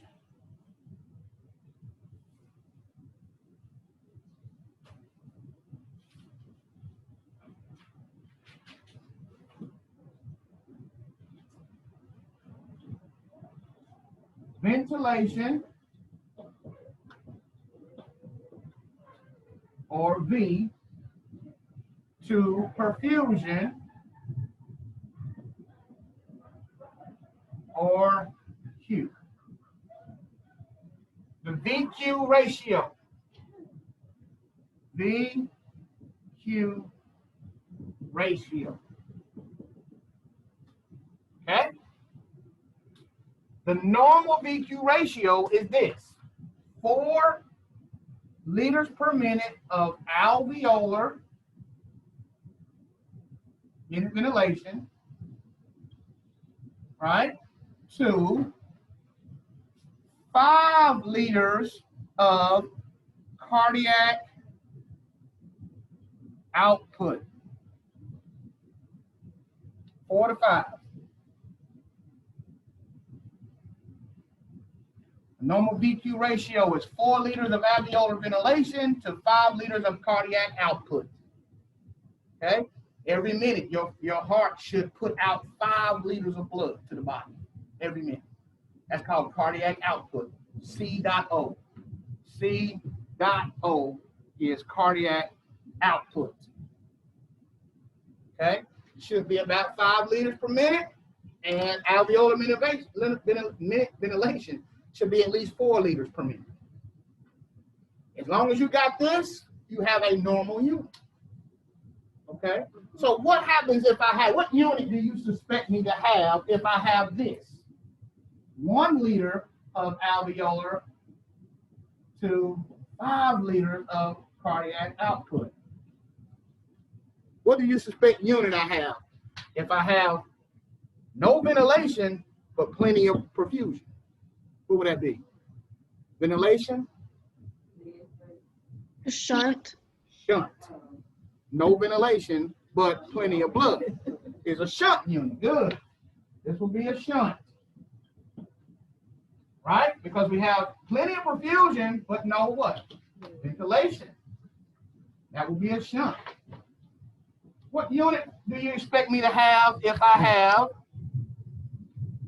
let's just say, 8 liters per minute of alveolar to 2 liters of cardiac output? That's dead space. Plenty of ventilation, but hardly any what? Perfusion. So this will be dead space. Right? That will be a dead space unit. They're suffering from some dead space issues. Okay? What if I have a VQ ratio of 1 to 1? Silent. A silent unit. Hardly no ventilation and no perfusion. Right? Silent. You got 300 to 600 million of these alveoli. So some of them could be perfused and some of them could be good, right? You can look at an X-ray and see some closed white patches. That means the alveoli is not ventilated. But I thought the CO mean cardiac. Is it not Cardiac output. They heart. That's the heart. The heart. No, I'm saying is they not going to be still bad on their heart? Oh yeah. That's a silent unit. You got silent units going on, but you have because you got perfusion issues that's causing the silent unit. Okay. And also you have ventilation issues that's causing that silent unit. So we're either going to give you some medicine to increase your cardiac output, right? Do an echo to see what's wrong with your heart. The left side of the heart is not functioning right. So they got to try to fix that, right? What if you have this? 4 to 5. It's normal. That's a normal unit. Because the normal cardiac, VQ ratio is 4 to 5. Okay? So that's how you got to be able to equate these things together. We learned dead space. We learned shunt. We learned VQ ratio, ventilation to perfusion. We said it should be 4 liters of alveolar ventilation over 5 liters of cardiac output. That gives us normal units in the lungs. So if you saw a VQ ratio or VQ mismatch is what we call it. Sometimes it's a VQ mismatch. It's not matched up right. And so if I have 6 liters of alveolar, right, and only 1 liter of cardiac output, then what is that? Ventilation, no perfusion. Dead space. Good, dead space. All right? So, you can play with these all day. All right? So, study these. Give yourself a couple of problems and so you understand what you're looking at. All right? That's ventilation to perfusion. 4 to 5. Now, don't get that confused with RQ because 4 to 5 equals 0.8, just like 250 to 200 equals 0.8. But that's not the same thing. The normal VQ ratio is not 0.8. Hello? Hello?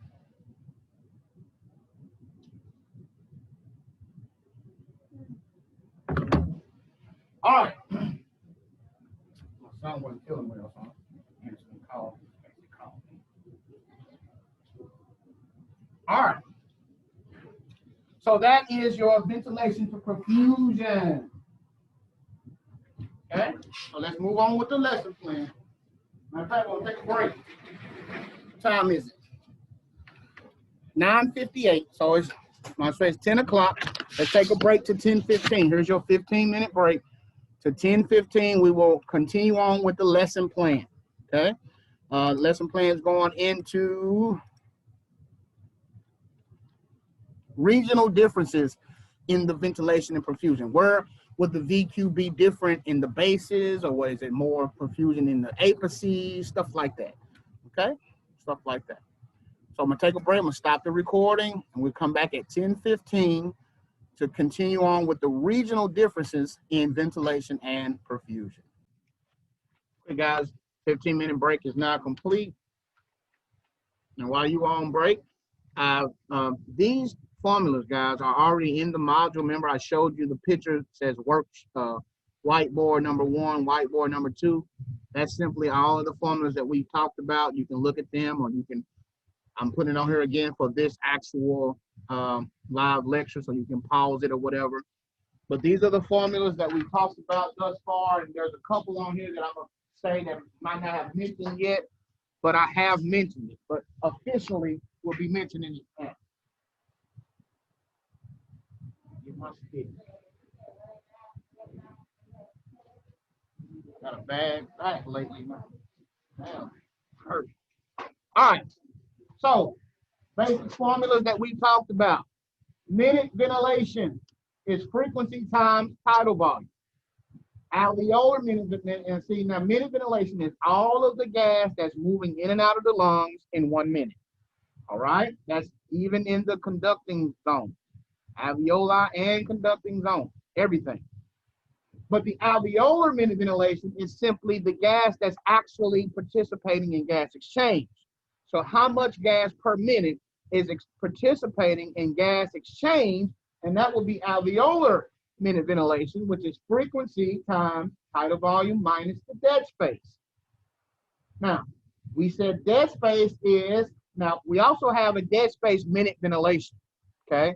And it's simple, it's just the frequency times the dead space, okay? How much dead space is being moved in a minute.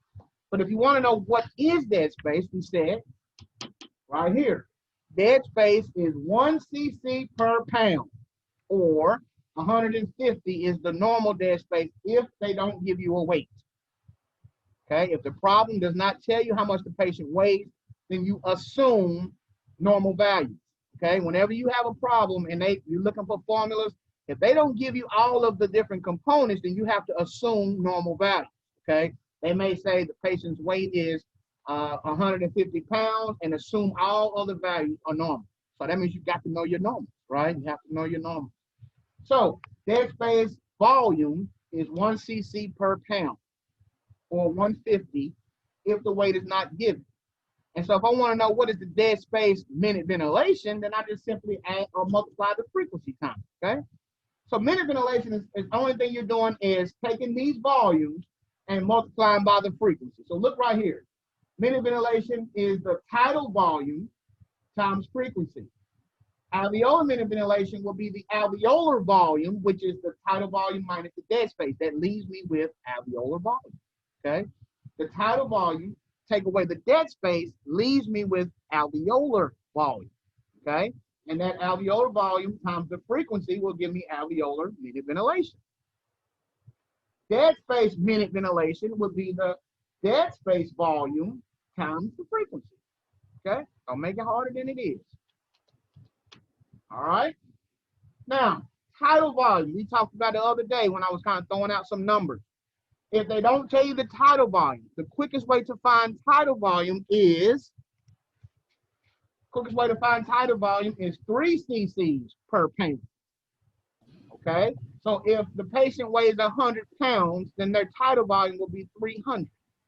Okay. 3 times the pound. It's 3 cc's for every pound. Is how we find tidal volume. Okay? So if the patient weighs 150 pounds, then what will be their tidal volume?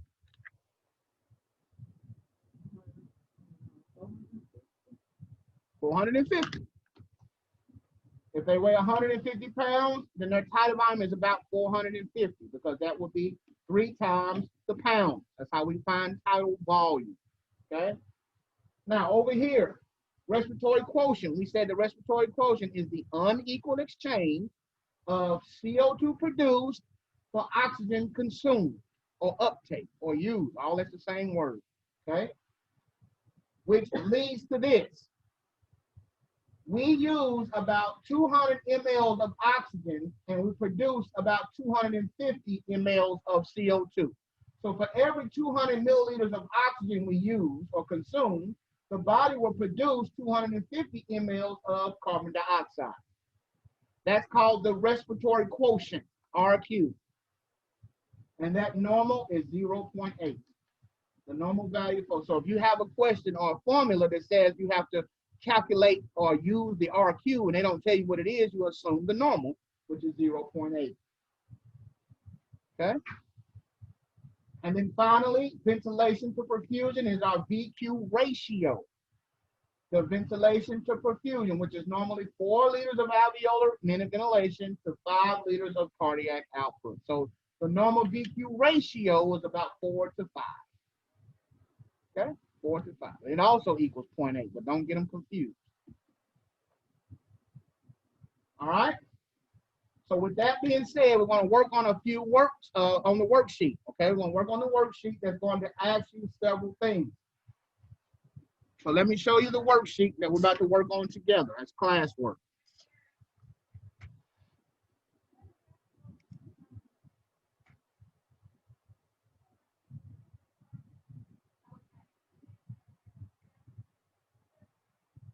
Hold on.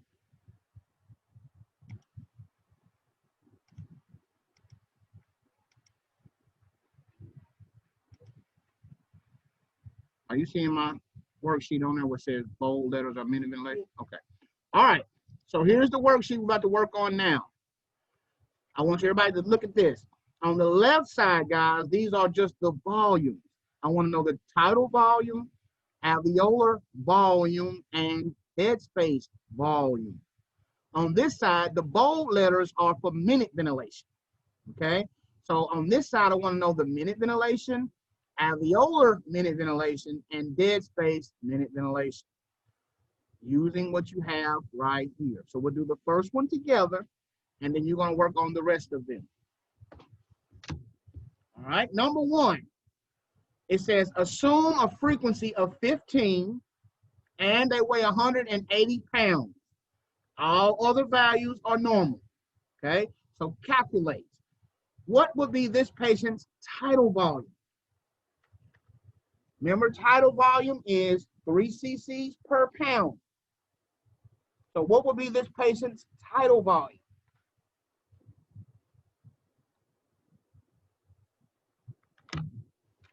You can just say it out loud, guys. 540. 540 mLs. I don't know who all was with us. We got 7 people on here. I don't know who's all with me, but you can say it out loud whenever we ask just number 1. So number 1 is 540. Tidal volume is 540 milliliters. 540 ml.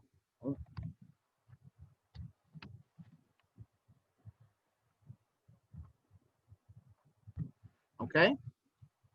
Because we did 3 cc's per pound. Patient weighs 180 pounds. So 180 times 3 is 540 mLs. What about alveolar volume? So sometimes you have to find alveolar volume, you need to first find the dead space volume. So do this one first before you do alveolar volume. What is this patient's dead space? What is his dead space? We said dead space is 1 cc per pound. 180. 180. So 180 ml.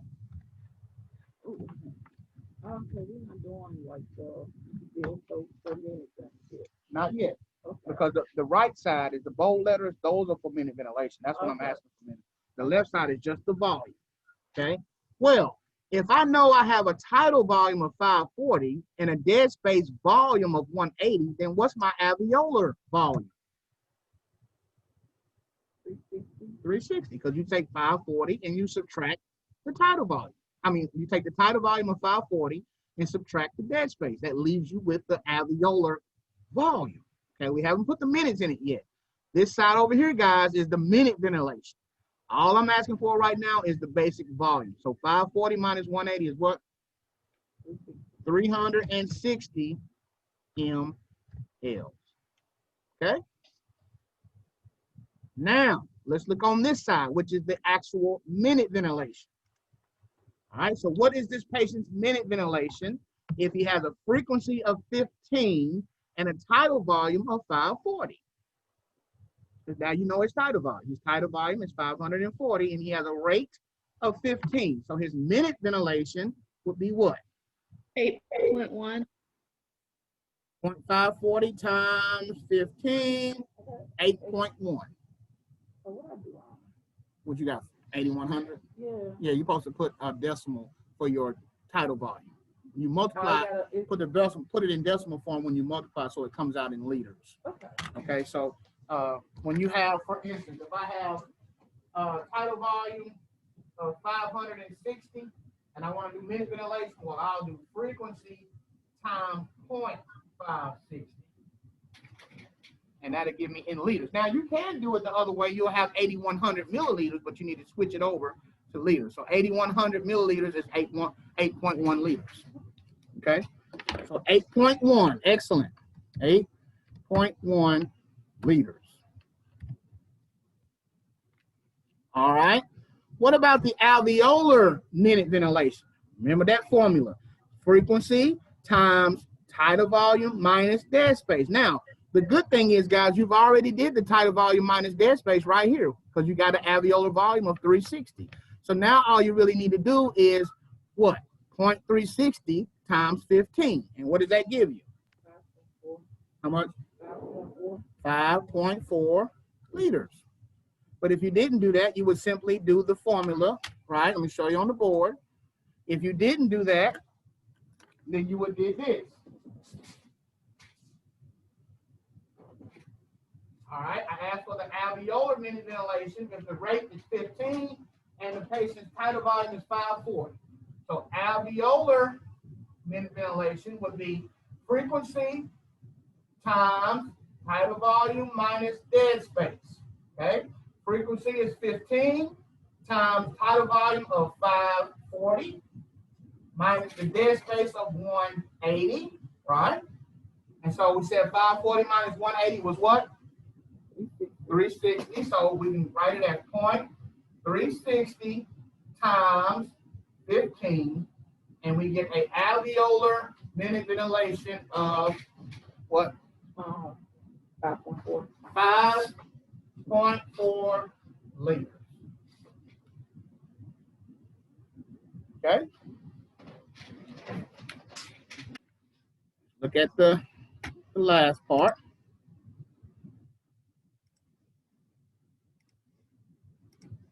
All right, and so what is the dead space minute ventilation? Well, we simply take the dead space times the frequency and do it as a decimal. So what do you get? Dead space is 180 mLs times frequency. 2.7. Okay, so 0.180 times 15 gives you 2.7. You get that? 2.7 liters. That's how you do it, guys. That's how you get it. You use what they give you, and then you calculate. The left side, I just want volumes. The right side, I want minute ventilation. So everybody look at number 2. Just look at number 2. Don't try to go on. Just look at number 2. Assume a frequency of 30. The patient weighs 80 kilograms, and all other values are normal. So calculate the following. I want you to do tidal volume, alveolar volume, and the dead space volume. And then we're going to do the minute ventilation. So remember, it's probably easier to do the dead space before you do alveolar, okay? Find the dead space volume before you find the alveolar. It's easier to do it that way. So do we need to, 180 kilograms per pound first? Yes. Because the formula is 3 cc's per pound. So you need to convert that 80 kilograms to pounds before you start calculating. So everybody tell me what the patient's tidal volume is in the chat. Write it personally, privately to me in the chat. Tell me what you got for tidal volume.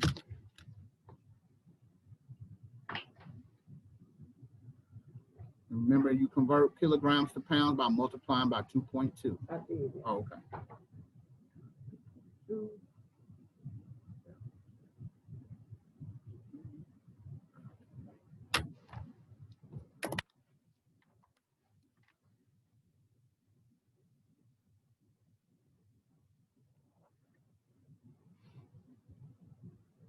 All right, put it in the chat what you got for your tidal volume.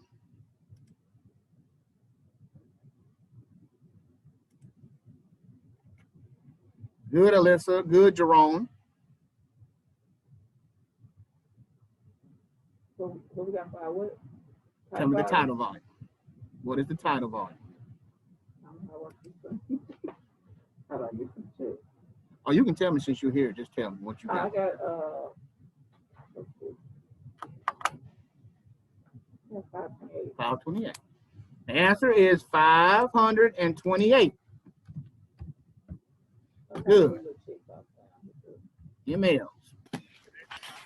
I don't know why, but I'm lost. I'm lost right now. Okay, Ms. Rose. We're finding the tidal volume, and I had put on the board right here. Look right here. To find tidal volume is 3 cc's per pound. Okay? 3 cc's per pound is how you find the patient's tidal volume. Okay? And so knowing that this patient weighs 80 kilograms. Okay? So if I know that the tidal volume is 3 cc's per pound, then I first must convert the 80 kilograms to pounds, right, Ms. Rose? So when you convert 80 kilograms to pounds, what do you get? What is 80 kilograms in pounds, Ms. Rose? 176. 176. 80 times 2.2 is 176. Now 176 times 3 is the tidal volume because it's 3 cc's for every pound. So what's 176 times 3?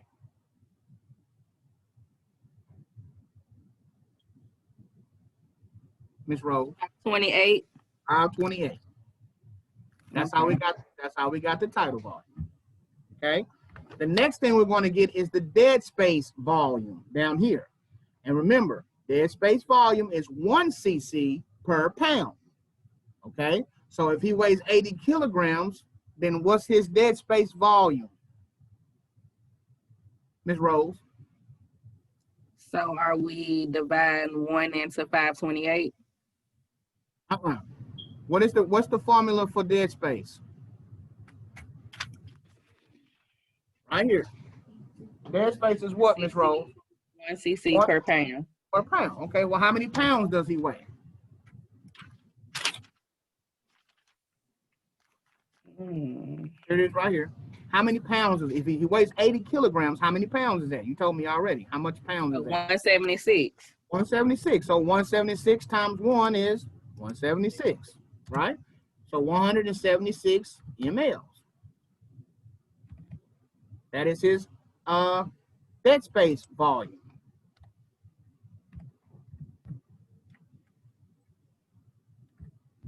Okay, now we need to know what is his alveolar volume. I don't know if you were logged in when I said this, but on this side over here, Ms. Rose, I just want volumes on this side, okay?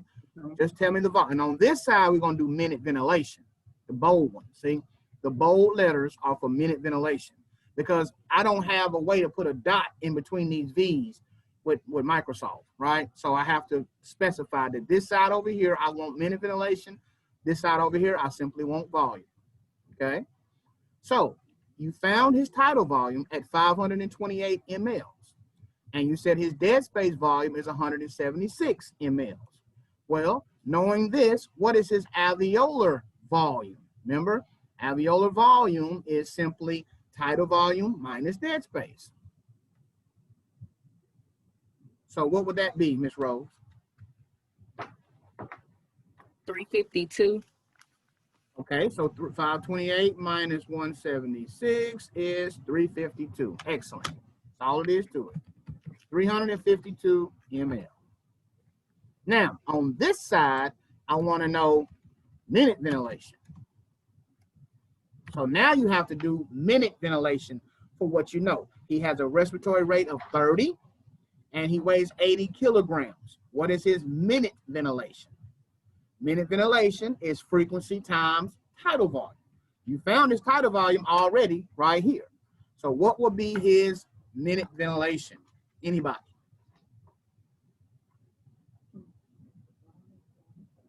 $15.8.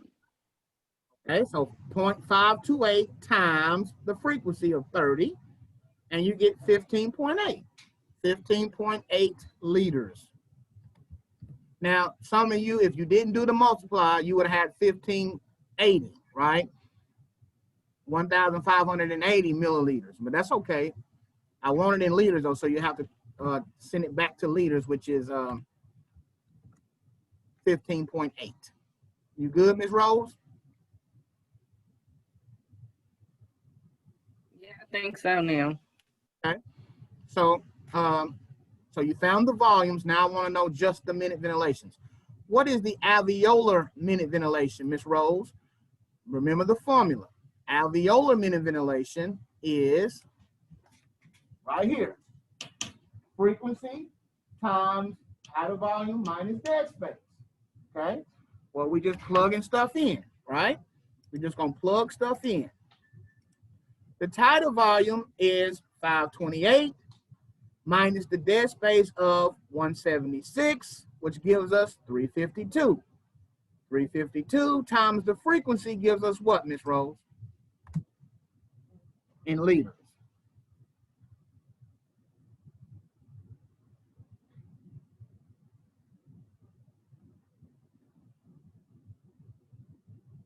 Do we need to round it up? It don't matter.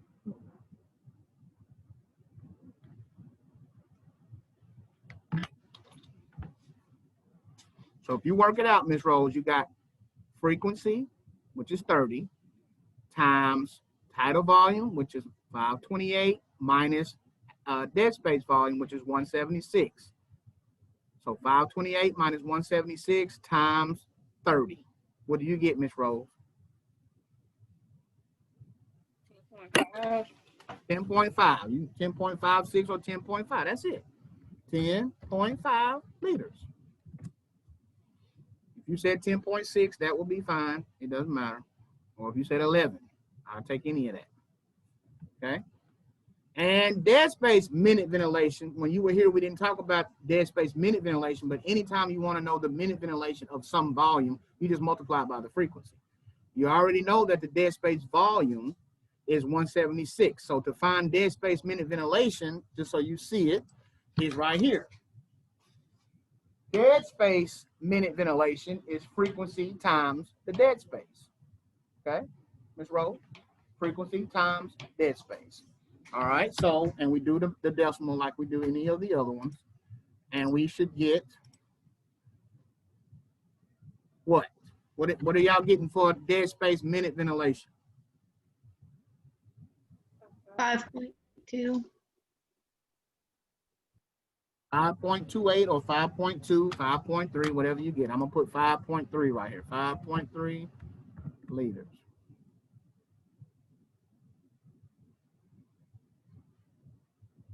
All right. Can you work that one out? Okay. Which one? The dead space?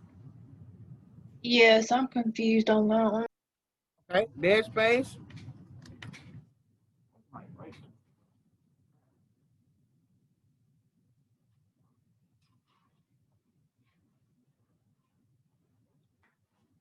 All right, so to find the dead space minute ventilation,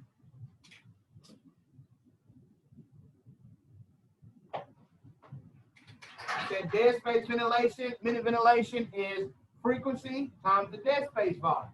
Well, in this case, the frequency is 30, right? Times, what's the dead space volume?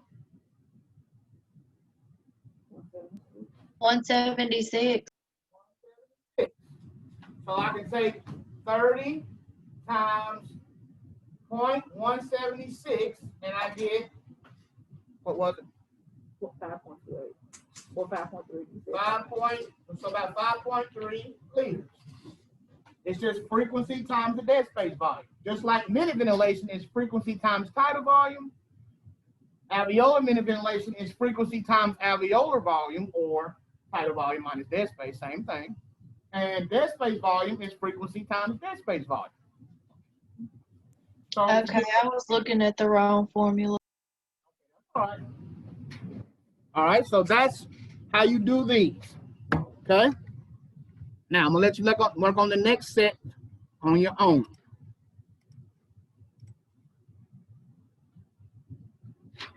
Work on number 3. It says assume all normal values except 50 pounds. Okay. This patient is 50 pounds, probably a dog or something, but accept all normal values except 50 pounds. Okay. So remember what that means.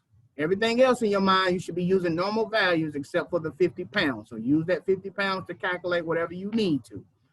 Tell me the tidal volume, tell me the dead space volume, and tell me the alveolar volume on this side. And tell you, it's easier to do tidal volume than dead space, then alveolar volume, okay? And on this side, I want to know the minute ventilations of those volumes. So work on those. I'm going to pause the recording while you guys are working on that. All right, here we go. Number 3, assuming all normals of normal value. Now, what's the normal respiratory rate? Now, you could have used anything between 12 and 20 for respiratory rate, but usually when they say normal value, I just use 12, okay?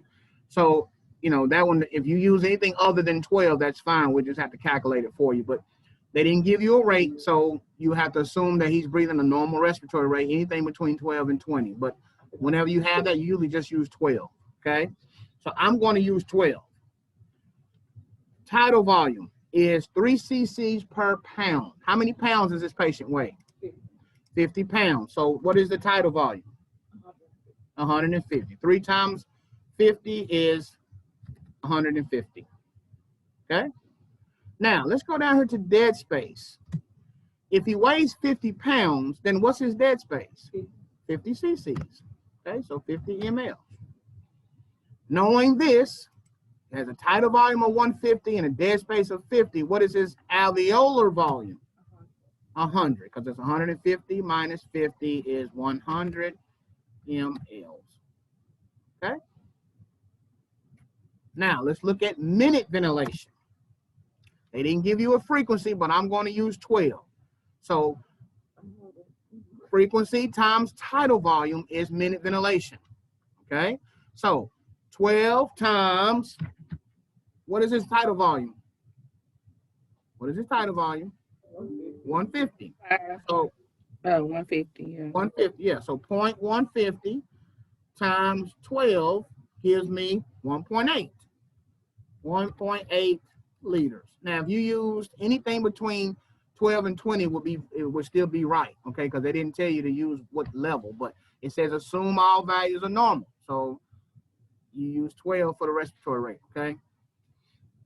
Did anybody use anything other than 12 for the respiratory rate? All right.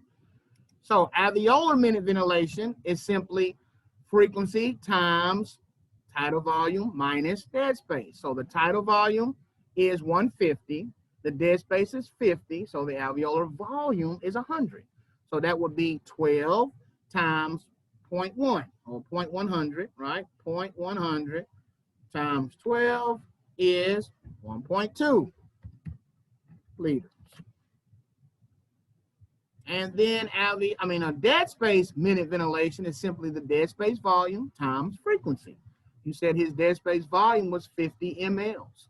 So 0.50 times 12. And that's 6. Wait. 0.150. So it's got to be I forgot. Whenever you do this, now 50 mLs, you have to do 0.050, okay? Because all the other ones are 3 places, right? They're 100 and something, 100, whatever. But whenever you only have 50, you still have to have a 0 to hold that place, guys. So look up here. You still got to hold that place because it'll give you more than you should have. Whenever I'm doing the minute ventilation and a number is less than 100, I have to hold that place. Okay, so 50 mLs is his dead space volume. But I want to know what's his dead space minute ventilation. So for this, I have to say 0.050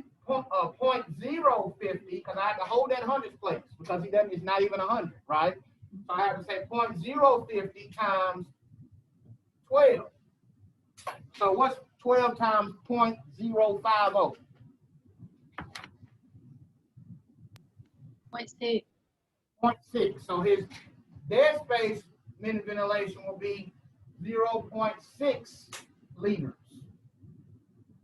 Right? Because otherwise you got 6 liters. Like, well, how is that more than the other, right? You have to hold that place, guys. Whenever it's, and that's not, you probably ever going to see less than 100, right? Because we're humans, right? We're humans. But I guess they're talking about maybe a dog or something in this case. But whenever you're trying to, well, I guess you can use a child if he's not 100 pounds. That's right. But you don't forget, you have to hold that hundredths place. When you're doing multiplying that volume, you have to hold that hundredths place. Or if you don't, you'll be in mLs and you have to convert that to liters, which is going to give you 0.6 liters. Okay? All right.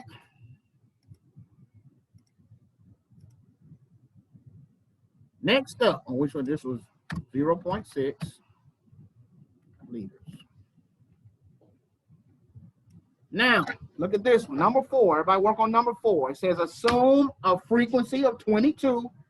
They weigh 160 pounds, and they're giving you a dead space. They're saying the dead space is 120. So keep in mind, you use what is given. I don't care what your formula says. If they give you a dead space, you use that dead space. Don't try to calculate your own dead space if they give you a dead space, okay? They're giving you the dead space. So you use that. So now you have the rate, you have the pounds, and you have the dead space. Use them. Just like if you have the next one, number 5 says they giving you the tidal volume, 750. Well, for tidal volume, it's 750. You use what's given, okay? Always use what's given. And you assume normals for what's not given. So look at number 4. You got 22 as a rate, 160 pounds as the weight, and a dead space of 120 milliliters. So this will be fairly quick. You should be able to do this one fairly quick.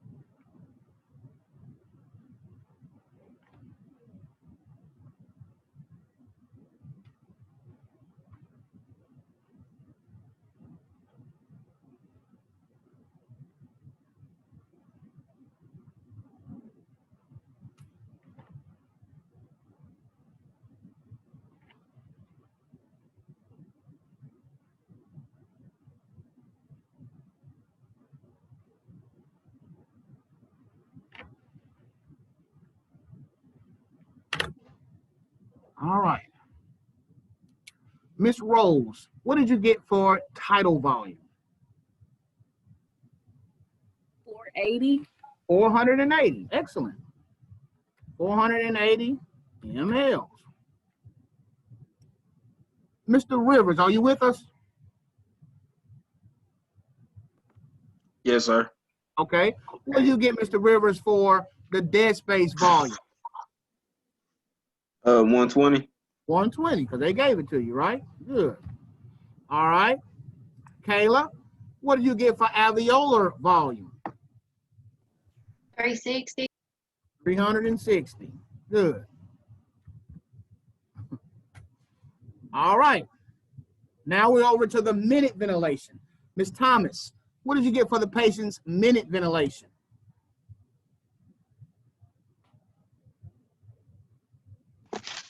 Oh, I messed up, so I'm having to redo it real fast. Okay. 10.56. 10.56 liters. Everybody get that? All right. What about alveolar minute ventilation? Let's see. Miss Cummings, for alveolar minute ventilation? Look at the alveolar minute. I'm still not getting so wrong. That's all right. It's frequency times the alveolar volume.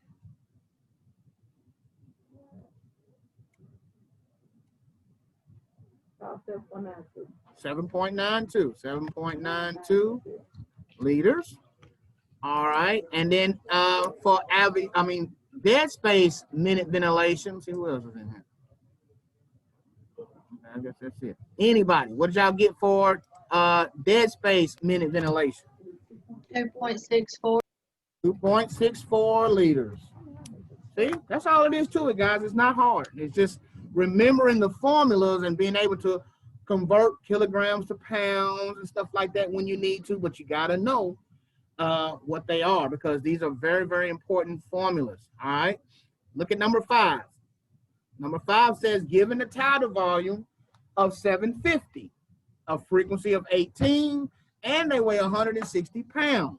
Calculate the following. So work on those.